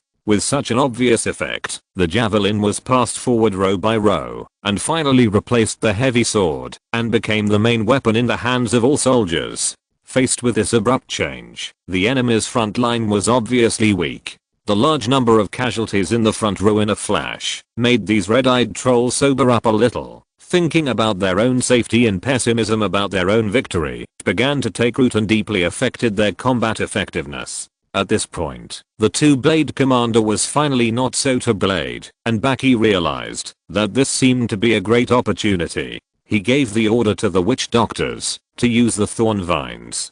Previously, witch doctors had been acting as both stacking mages and nannies, and they were inefficient mages that could only heal one target at a time and buff one target. When new orders came, they immediately stopped the almost endless repetitive work that they were almost tired of and were ready to do a big job. Second update, please give some votes. Chapter 71, Rout and Victory. As the witch doctors exerted their strength, dozens of vines with sharp spikes on them, as thick as arms, emerged from the ground and rolled up and down in the enemy camp. If we talk about how many casualties they caused, it was really not much. The trolls were scratched by the spikes, and their flesh and blood were scratched, leaving pieces of serious scars. Baki was a little dissatisfied, thinking whether he should ask the witch doctors who specialize in this to find a way to integrate plant toxins into it in the future. But even so, the role played by the vines at this moment should not be underestimated. At the right time, they stood in the enemy camp like giant snakes. The momentum caused during the period and the screams of the wounded seemed to be the last straw that broke the camel's back. There were finally deserters in the enemy camp. At first, there were only a few deserters in the outermost circle, but once the phenomenon of cowardice appeared, it was easy to lead to a chain reaction among the surrounding teammates. Just a moment later, the trolls began to turn around and flee in groups. Seeing this, Blade raised his hand and fired a firebomb that had been charging up before and controlled it to explode at a high point, turning into beautiful fireworks. The next moment, as if waiting for some signal, the gate of the tribe suddenly opened, and 4 sub-chiefs who did not carry trolls on their backs, led by 30 moose cavalrymen, swarmed out of the gate. They walked forward slowly, and when they were 80 meters away, they launched a charge towards the enemy, like thousands of troops. The distance of more than 80 meters passed in a flash, and the leading sub-chiefs lowered their heads and used their steel fork-like horns to knock down all the trolls in front of them and behind them. The trolls clung to the backs of their moose mounts, stepped on the crude stirrups and crouched down. They controlled the reins with one hand and stretched their javelins straight forward with the other hand, and followed closely, and the less skilled ones launched an attack on the formation. At this moment, the area they had penetrated into, the already starting phenomenon of fleeing, immediately escalated to a higher level. Large groups of trolls began to run away. In the center of their own formation, they also timely fired several large fireballs, which fell on the enemy group that had not yet figured out the situation, and was still insisting on attacking. Boom. Boom. Under the fierce light and impact, several trolls that were hit flew back a few steps and knocked down several teammates. After a moment, they got up dizzy, turned around and ran crookedly. After several sets of combos of vines, cavalry, and firebombs, there were not many casualties, but the huge momentum eventually caused the enemy to collapse across the board. At the same time, the main force of Blade Fang also began to exert its strength and launched an all-out attack with shield strikes. Whether it was the warriors or hunters, they all began to pursue and attack in small groups under his orders. The vigorous and strong trolls caught up with the enemy and stabbed the fugitive's chest-breathing area with the sharp spear tip from 2 meters away, and then stepped over the silent and screaming opponent and continued to move forward. The trolls with weaker speed and endurance came from behind, held down the enemy trolls who could not use their strength for a short time due to chest injuries, tied their hands and feet neatly like prey, and then left them and continued to move forward. Similar operations happened everywhere from the battlefield to the edge of the forest, and enemies were captured at any time. Among the lucky wounded, there would be medics who had free hands to help control the wounds, while the unfortunate ones could only wait for help slowly in the discomfort of blood accumulation and squeezing. In the range visible to the naked eye, the efficiency of the soldiers in capturing prisoners was undoubtedly the highest. They threw away the shields that would be cumbersome in the pursuit, or stabbed with spears, or picked up the close-range spear throwing skills they used when hunting, or stabbed with heavy swords, and finally left the largest number of enemy trolls in the open area. The hunter team was second. They went out in groups like hunting, throwing spears, stones, and noose. They did everything they could. They also left many enemies behind, and even chased them into the invisible forest. That was their main field, and they would surely be able to successfully leave more prisoners than the soldiers. Blade Fang had originally had the greatest expectations for the Moose Cavalry, and even hoped that they could go around and intercept the retreat of some enemy trolls. But after a comparison, it was found that their record was the worst. Ordinary moose could still follow the secondary leader and rush around blindly at first, but as the battlefield deepened, the roars of the enemies and the clash of weapons around them became more and more dense and noisy, and they began to panic, startling themselves at any time, and the cavalry could not control themselves at all. In the end, this squadron could only abandon the mounts that were running around and continue to participate in the battle by changing the cavalry to infantry. This great pursuit will last until the next morning. The trolls, who have been fighting for a long time and will continue to pursue for most of the day, did not complain at all after receiving the order, but chased more excitedly than one another. Baki himself did not join the pursuit. He took the time to interrogate the captives and extracted from the scattered information they said who the enemy was, where their lair was, why they launched the attack, etc. The enemy is a coalition of 3 tribes in the east, with at least 7 witch doctors, and unlike our Ya tribe, they are outsiders who migrated here when the old witch doctor was a child. They are deeply rooted here, and have a deep kinship with many small tribes around them. The most troublesome thing is that they seem to have gods they believe in. Because Holy Mountain is a proper noun, Baki could not accurately define its meaning from the original troll language. He could only guess, based on the known information such as worship, and give us food, and thus came to the bad conclusion of suspected gods. Gods, for the tribe now, and even for the tribe in the long term, will be a troublesome proposition. This speculation immediately shook Baki's confidence in the subsequent arrangements. In the council hall, Baki and other witch doctors discussed this issue, while the large army that captured prisoners had not yet returned. Gods? What does that mean? I have never heard of such a word. The sharp-fanged witch doctor said so. Not only him, but even the most senior witch doctor present said that he had never heard of the concept that Baki mentioned, but from him in the end, Baki learned another very valuable answer. Your Excellency Dictator, if it is the word Holy Mountain, I do know its meaning. The 3 tribes of Killen, Risha, and Wetley are backed by a strange mountain. If we start from here and walk east for 10 days, we can vaguely see it. Most of it is exactly the same as an ordinary mountain, but the top part is strangely white. The local troll tribe seems to call it the Holy Mountain. Yes, I followed the former chief, the one I killed. After listening to the words of the witch doctor, the consul immediately wanted to say something, but halfway through the words, as if embarrassed by his own barbarism, he paused before continuing. We once went to the Killen tribe to challenge their warriors. At that time, I also saw such a mountain and I followed the old chief up it. Huh?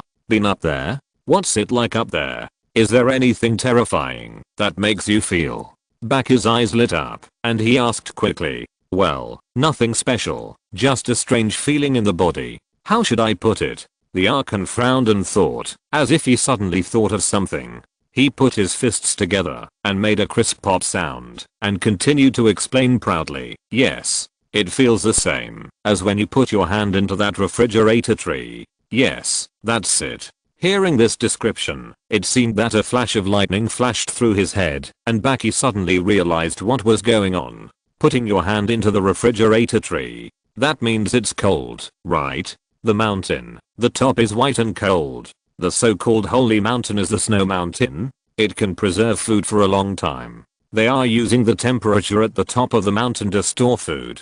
I see. I was just scaring myself after all this time. The heavy feeling of uneasiness in his heart dissipated, and Baki stretched his waist, as if he was relieved. I understand. The Holy Mountain is just an ordinary mountain with a cold top due to its height. The 3 parts are using the temperature to store food, just like we use the refrigerator tree. No wonder they can feed so many people. He explained in this way, trying to comfort the other trolls. However, in fact, since the other trolls did not seem to have the concept of gods in their minds, they naturally had nothing to fear. The trolls looked at each other after hearing this. Although they still didn't know what Baki was worried about before. Now that they saw that he had finally returned to normal, they seemed to be relieved and cooperated happily. In this case, the pursuit plan will proceed as usual. First, lock the captives in the previous shelter, and the remaining idle forces will hurry up to sort out enough food for 500 trolls for 10 days. The fugitives don't have the necessary supplies, and they will inevitably waste a lot of time hunting on the way back. This is our chance to catch them all in one fell swoop. Understood. Understood. The first update is here, and the second update may be later. Chapter 72 Casualties and Pursuit. After a night, the trolls who had gone deep into the forest to chase the enemy returned one after another. The captives were deliberately wounded to the point that they lost their ability to resist and were tied up with vines and brought back one by one. The battlefield was also cleared at this time. According to statistics, more than 400 enemy trolls died on the spot. Most of them died under the bombardment of heavy spears, and a small number of them died in the stalemate. As for our side, apart from our compatriots who were killed in the previous jungle encounter, the loss in this battle also reached nearly 100. After taking both into account, our side lost nearly 150 trolls in total. It is ironic that many of our trolls who died during the battle were also killed by the attack of heavy spears. It was not an accidental injury by our own people, but the opponent picked up the heavy spears thrown from this side and threw them back. Thus, many shieldless hunters died under the weapons made by their own side. This is heartbreaking news for the trolls. Whether it is the loss of 50% or the reason for this loss, it is not news that can be easily accepted.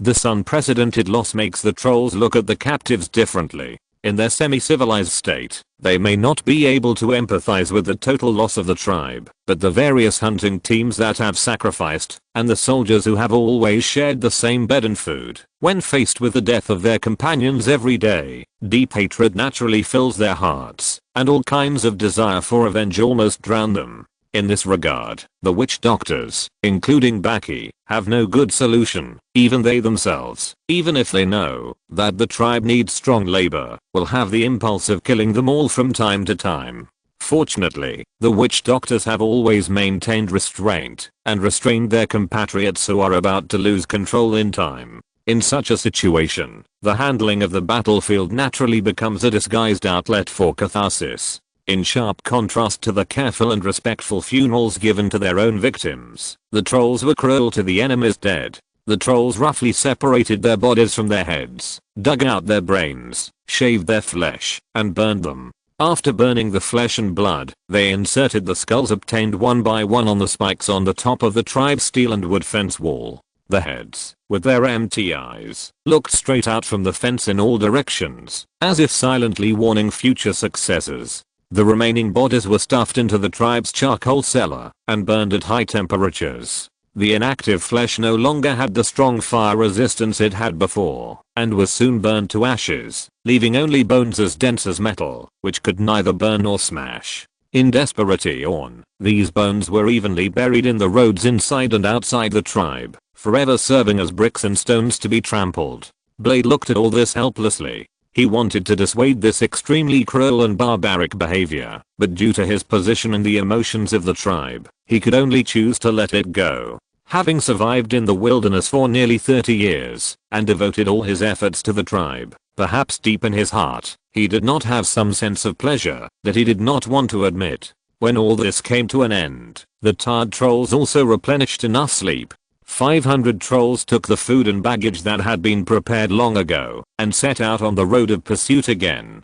This time, the moose cavalry were only assigned the work of reconnaissance and harassment. They would become the signposts for the advance of the large army and tightly follow the enemy's tail. In the dense forest, the defeated fugitives trudged towards the east with difficulty. Their situation was not good. There were a large number of soldiers in the team who had been injured and healed their wounds. They fell into the dilemma caused by a lack of blood and physical strength. They urgently needed to replenish enough food to restore their combat effectiveness again. But the trolls of the Fang tribe behind them always followed them closely like maggots on the tarsal bones, which made hunting a luxury. Hunger, panic and the resulting despair lingered heavily in the hearts of every troll. Every moment, there were trolls who could not hold on and left the team and became prisoners of the strange troll cavalry in the rear. These fugitives did not know what fate their fellow countrymen who left the team would face.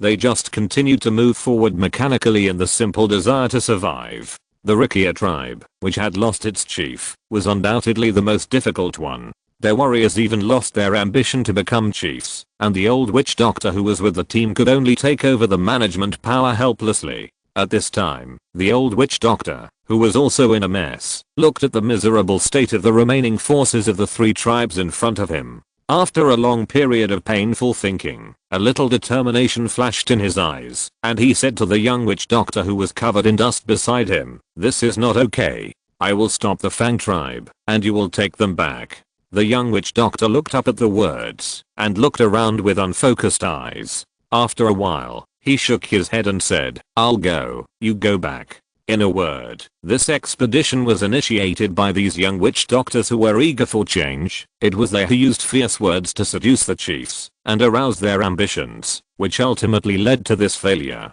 Therefore, he thought that he should make the sacrifice at this time. The old witch doctor would naturally not let him do whatever he wanted, but at this time he really didn't have the energy to persuade the young man.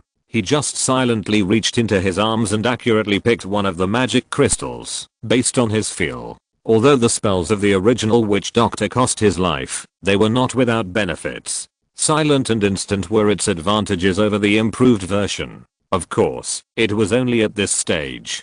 A spell that confused the mind was launched silently, making the young witch doctor involuntarily fall into the suggestion of taking them back. The old witch doctor took a last nostalgic look at the team and left quietly. Behind him, the old men and the other 2 witch doctors who followed the team also left tacitly. Suddenly, the team, led by several unconscious chiefs and witch doctors, suddenly quickened their pace. More than 20 dear cavalrymen have been firmly carrying out their missions in the past few days, and have completed them very well. Earlier, they would use the short javelins they brought to approach, and harass from time to time, slowing down the enemy's escape speed. When the javelins were used up, they would split into several groups, hanging far behind the enemy trolls, recording their movements at every moment. When they found that they turned around, or had a movement of splitting up, they would pass the information back to the large force in the rear, so that they could always keep up with them, and have the opportunity to eat up the remnants of the small group from time to time. Just a few hours ago, they accurately seized the opportunity when the enemy stopped to breathe, and promptly notified the nearest squadrons, and once again drove them away like prey, forcing them to continue to flee. After several days of success and an opponent who had no power to fight back, it was natural for the trolls, who were flamboyant and domineering, to feel complacent. The resulting underestimation and recklessness would always give them a head-on blow at the right time. After that, a short period of caution passed, and everything quickly returned to its old state. At this moment, it seemed to be the right time. Before setting off, the witch doctor's repeated warnings of be careful of the witch doctors had already fallen on deaf ears. The deer cavalry, who had already discovered the target and suddenly accelerated forward, whistled in the wind with satisfaction, wanting to see what tricks these fleeing rats were playing. At this moment, an inexplicable sense of rage suddenly came from the hearts of them, and even their mounts. The teammates who had originally had a deep relationship with each other drew their swords without warning, and began to hack at each other with red eyes. Blood, broken arms, roars, and a tragic mutual destruction between more than 20 deer cavalrymen took place here. Not far away, 3 old witch doctors folded their hands, holding a strange red magic crystal together, and watching all this quietly. A gust of wind blew, and they gradually turned their whole bodies into powder, starting from the tips of their hands, and were blown all over every inch of land nearby. The second update is here. Vote for me. Vote for me.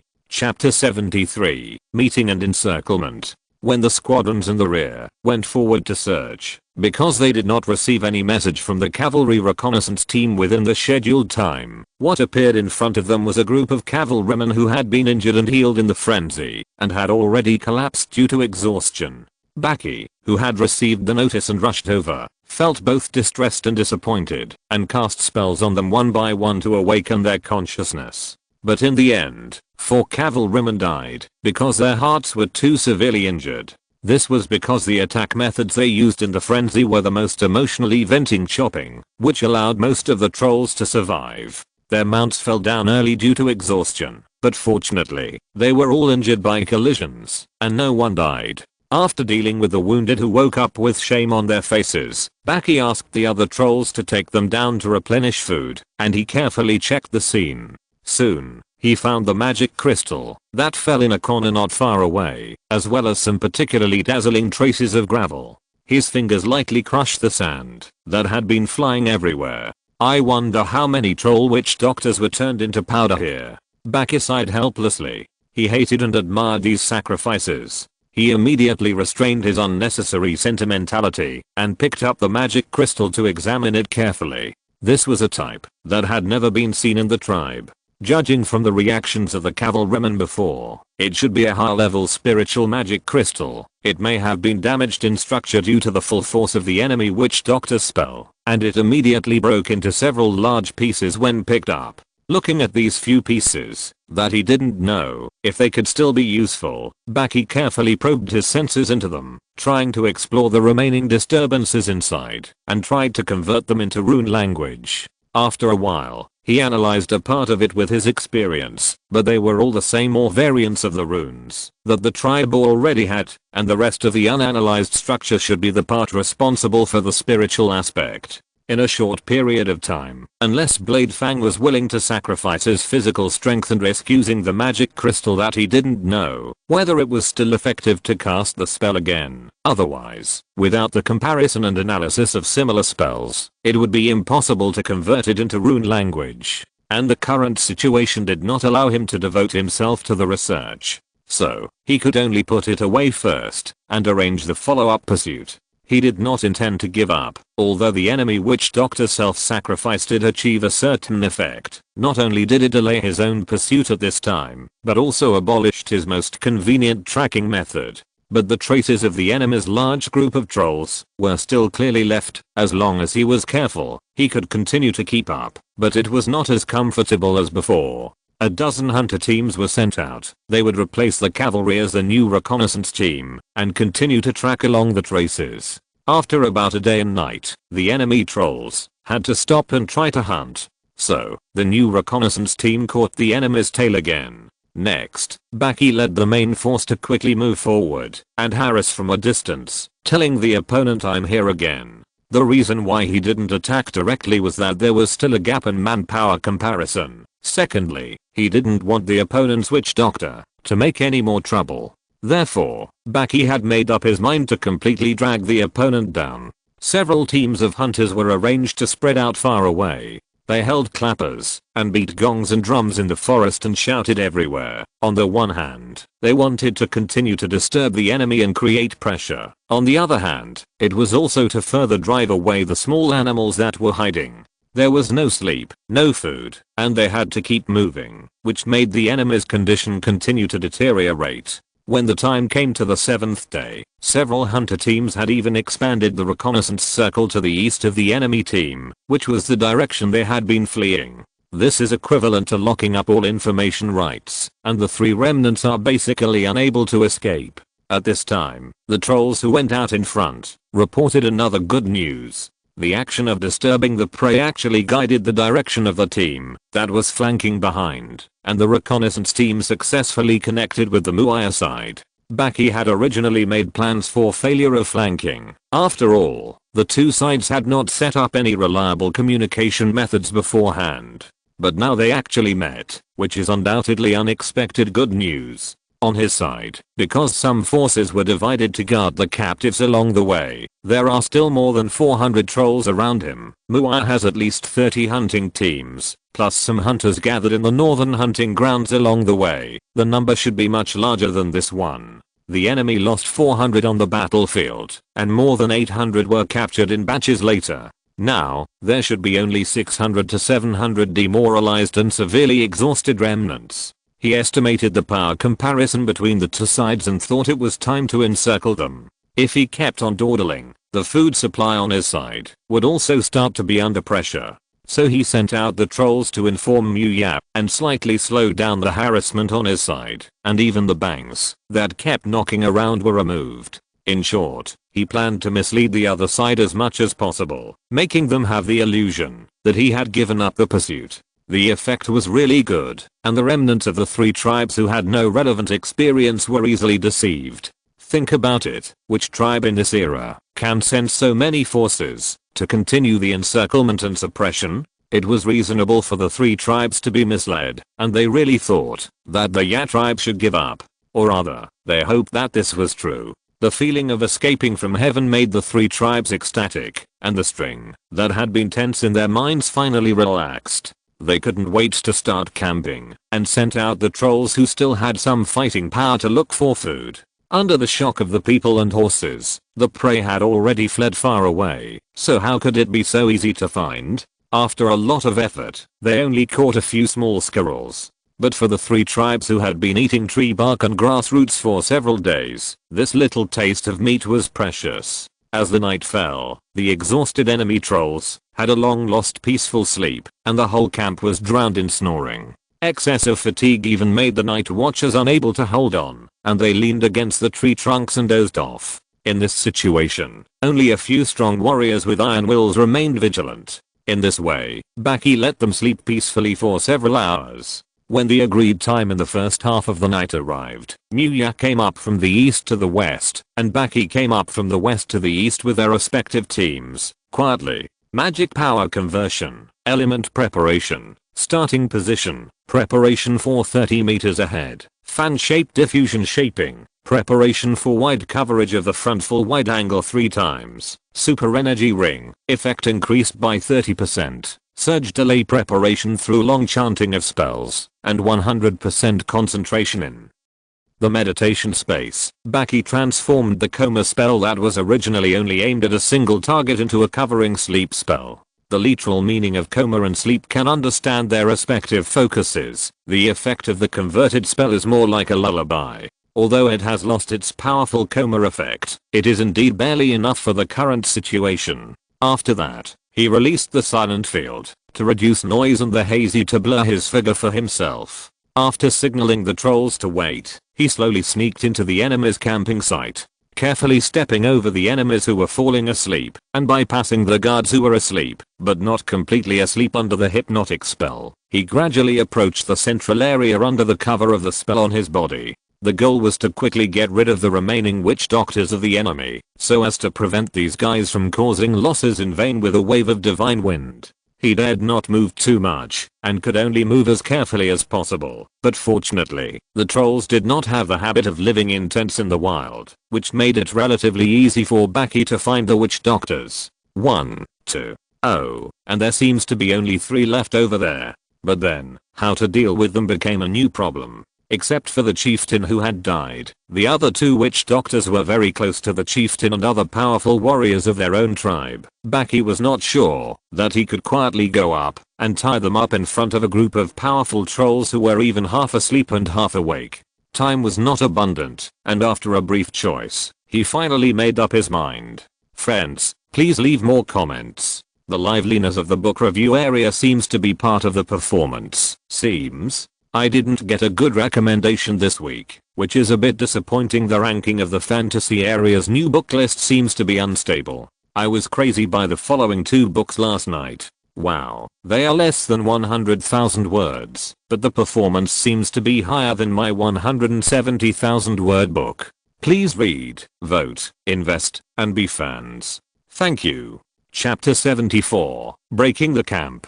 Baki first approached the Rishan witch doctor carefully, but did not wrap him in his own silent field. The effect of the silent field was only 2 meters in radius, and it could not be completely silent, but could only reduce the leakage of some sounds in this area. Moreover, after casting the spell, there would be a slight side effect, difficulty breathing, which would not only affect himself, but also other creatures in the field. Therefore, Baki did not dare to get too close, for fear that the target would be awakened. He squatted 2 meters away and gestured with his hands to make complicated casting movements, using silent gestures to replace the effect of the spell as much as possible. First, it was a single coma spell, which was the initial version of the previous sleeping spell. After the spell was successfully cast, the Rishan witch doctor's eyeballs, that could be observed to move slightly up and down due to his shallow sleep, immediately disappeared, and the entire troll was truly silent. In this way, Baki dared to really approach him and cover him with the silent field. Next, he began to cast the vine spell in the field by using gestures and whispering incantations. With the combined effect of the 2 media, the release of the vine spell was much faster than the previous coma spell involving only 1 medium, and it took less than 30 seconds to drill out from the ground. Seeing this, Baki controlled the vines and tied up the Likia witch doctor like a cicada pupa, making it completely unable to move. The coma spell was very effective, and the target showed no signs of awakening from beginning to end. After dealing with the first target, Baki quietly breathed a sigh of relief and turned his attention to the other 2 witch doctors. The method had been thought of before, and he did not leave the side of the Likia witch doctor and still chose to cast the spell here. It was still the omnipotent vine spell that started. Baki released 2 vines and tried to control them. He found that the control was a little more delayed than 1 vine, but it was still within the range of handy. So, he went a step further and released another vine to control it, which gave him the feeling of barely working. Meditation works really well. Unfortunately, I've been too busy lately, and I haven't been able to meditate at the energy level for a long time. This thought flashed through his mind, and his main focus was on the things he was doing. 3 vines moved underground at a moderate speed, extending little by little towards the witch doctor of the Killen tribe. Of course, Baki didn't actually know which tribe they were from, but he chose his targets based on the feasibility ratio. A few minutes later, the 3 vines finally came to the vicinity of the chosen witch doctor, one underground under his head, one underground at his waist, and the remaining one lurking under his ankles. Baki didn't dare to let them break out of the ground directly, because that would be an insult to the troll's sensitive hearing. He just controlled the vines to form the easiest binding posture underground in order to lock the target at the most appropriate time and at the fastest speed. After completing all this, Baki could already feel the drowsiness in his mind and the slight fatigue in his body. This was a signal, his body telling him, if I continue to cast spells, my physical strength will run out. The meditation space told him, don't continue, the spare spirit can only control so many spells at the same time. Baki obviously listened to the advice. At this moment, he was in the center of the enemy and didn't dare to be too reckless. So, he regretfully gave up the plan to capture the last witch doctor alive and took out a special weapon from his waist. This is a palm-sized cylinder made of steel and wood with a sharpened end. The body of the weapon is the best weight structure obtained after repeated experiments, ensuring that the user only needs a short period of training to cause effective damage at a short distance. Of course, this is based on the troll's infinite strength and the talent of throwing accuracy. And now, Baki is aiming at the eyes of the unlucky witch doctor from 30 meters away. At the same time, a part of his energy is always focused on controlling the vines. Fortunately, the witch doctor who developed the treehouse made it possible to use the fixed programming formula in vine magic. Baki had already planned the subsequent running path of the vines. Next, he only needed to control the switch. This allowed him to withdraw some of his attention and use it in other aspects. 4321. Start.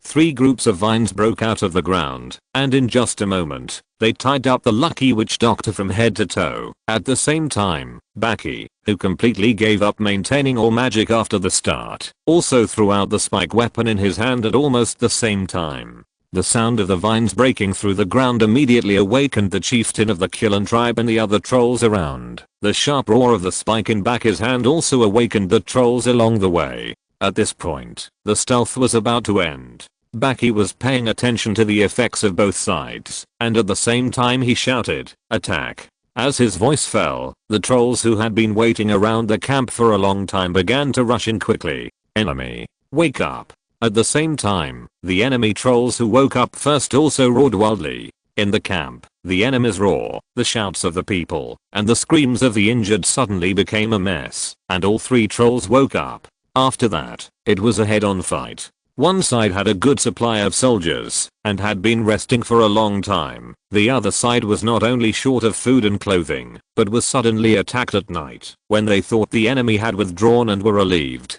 Those trolls who had just woken up did not recover some energy because of sleep. Instead, they became weaker because they were awakened in extreme exhaustion. Such factors made the battle a one-sided advantage for the Ya tribe from the very beginning. A large number of hostile trolls on the periphery lost their combat effectiveness due to serious injuries during the initial charge. The huge advantage even allowed the Ya tribe to control the casualties of the enemy on the battlefield and allocate some of their forces to capture prisoners. Among them, Baki's contribution was undoubtedly the greatest. Not only did he capture or kill the enemy's most uncertain forces in the early stage, but he also delayed a large number of elite troops of the enemy camp by himself in the subsequent attacks. Before that, after confirming that the witch doctor who was attacked was dead, Baki immediately rushed to the chieftain who was closest to him and stopped him from trying to untie the vines on the witch doctor. The spears collided with each other, and the muscles collided with each other. Although Baki, who did not have prearranged strength and agility, suppressed the enemy troll chieftain at the first time, he soon felt the pressure under the siege of the surrounding elites.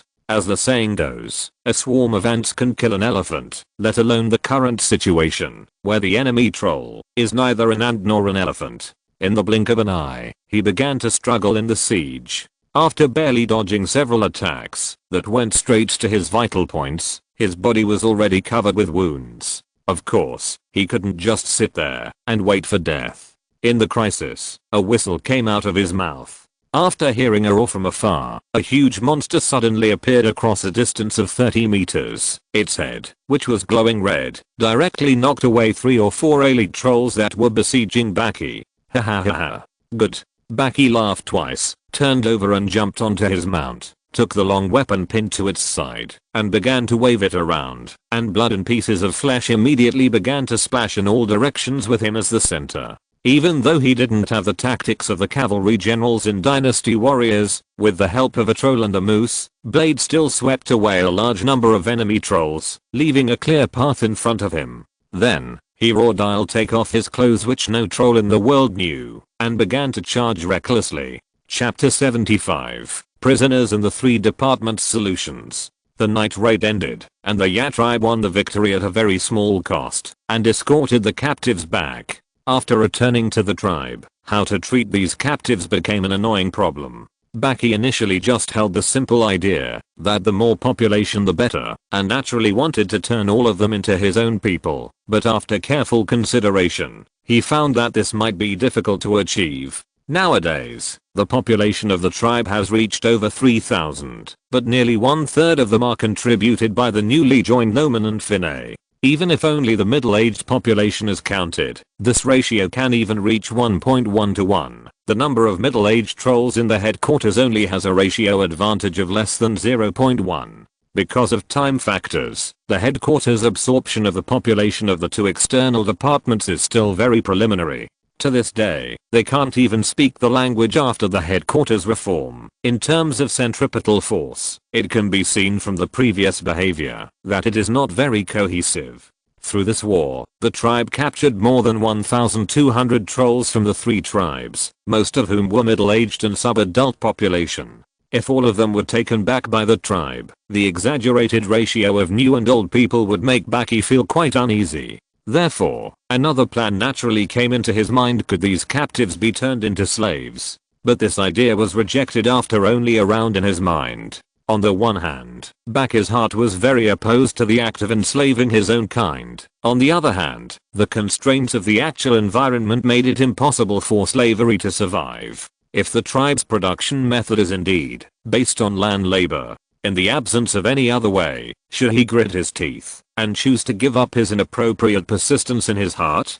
Perhaps it will become his struggle for a long time afterwards. After all, slavery can also be regarded as a natural selection under specific production conditions. Putting anklets on them and arranging them to work in the fields, even if the production efficiency is lower, is enough to obtain excess output in addition to rations, right? But in the current situation of the tribe, the only thing that seems to be related to agriculture is the planting of fruit trees. But the problem is that this production activity cannot absorb too much labor. The old men, children, and pregnant women in the tribe can take care of the fruit trees on weekdays. It will be a little busy during the harvest season, but there is no need for so many slaves to pick them. On the contrary, the production activity that requires the most labor is hunting, but hunting requires weapons. If the weapons are not good enough, the output may not be as much as the slaves themselves eat. At least they must be given decent weapons to make a profit.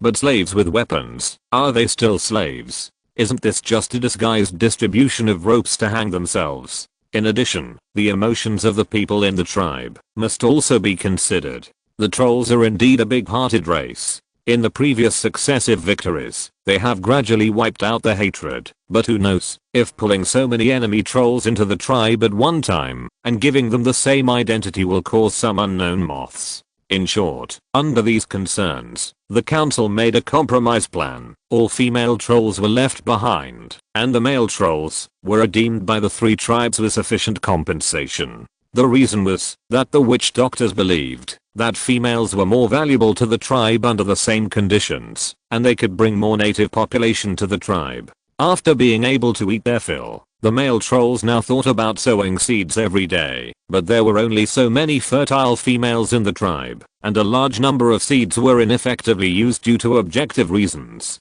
If the number of female trolls was increased, wouldn't these seeds have a good place to go? In this regard, Baki didn't know what to say. The benefits were obvious, and the disadvantages were not expected for the time being. Since that was the case, let's do it this way first. After this resolution was passed, what compensation to ask for naturally became the next topic. Let them give us food. Let them hand over all the females. In addition to the females, all the young children must be handed over to us. The 3 tribes are too far away from us. How can we receive the food? That's right, the meat transported back will stink. Yes, why don't we all take a step back and live in peace in the future? Idiot. Will the sacrifice of that tribe be in vain? We should completely conquer them and turn the 3 tribes into our hunting grounds. You are the idiot. This is simply unrealistic. Have you ever considered the distance problem? It will take nearly 2 months to go back and forth. Who will hunt for you? Idiot. Fool. You are a genius. Stupid guy. Ding, ding. The sound of the hammer striking rang out at the right time. Blade, who couldn't bear it any longer, interrupted the speeches of several apprentices and said impatiently, "Don't insult each other. If anyone makes another invalid speech, I will kick him out." "Yes, I'm sorry, Mr. Speaker. Sorry. This is just a warning. Continue." Baki, who had already stepped down as the dictator, was still sitting in the speaker's seat to preside over the discussion. He listened to the participants' speeches in turn while thinking about his own plan. After 2 rounds of exchanges, the apprentices and trainee members of the House of Representatives had expressed their opinions, but the witch doctors were relatively quiet. Witch doctors generally pursue rationality and stability. They are not able to express immature opinions at will. They frowned and rarely spoke from beginning to end. As a result, not to mention coming to a conclusion, even emotion that can enter the voting process has not appeared for a long time. Baki looked up, looked at the sky through the lighting structure on the roof, and looked around to observe the witch doctors. Found that none of them seemed to plan to speak, so he could only speak first. "I have a few ideas. Everyone listen first, and add if you have any questions." The eyes of the trolls were attracted by his voice, and several of the participants even showed a relieved expression, which made Baki feel quite complicated.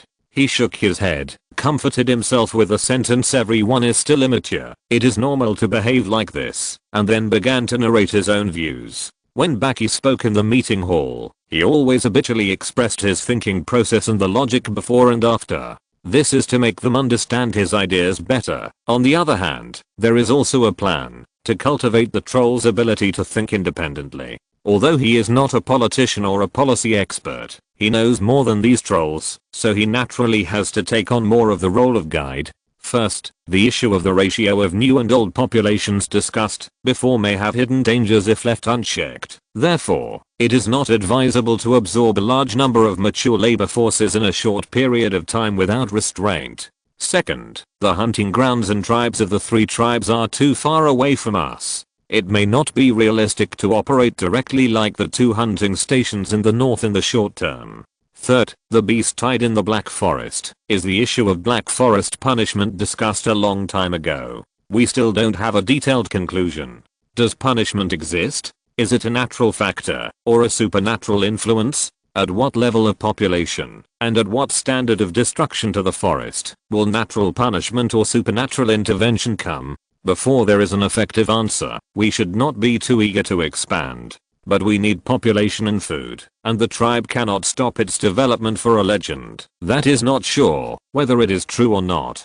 So, we have to find a feasible alternative. I have a preliminary idea for this. First, it is the river. Second, it is a riverside stronghold that can protect itself and has a certain reserve capacity. Finally, it is the river transportation capacity. The White River and the Black River are natural roads. As long as we have enough river transportation capacity and cooperate with the newly built transfer stations along the way, we can radiate the influence of the tribe as much as possible. Larger ships that are very suitable for trolls, new garrisons that are being calculated with an appropriate number of refrigerated trees in the garrisons, and corresponding security forces. It will be an important prerequisite for achieving this goal. I'm sure everyone knows the relevant information about the Kabi tribe, the key point of this invasion. The trolls nodded one after another. The ins and outs of this invasion had been learned through interrogation, and they naturally knew the role played by the Kabi tribe.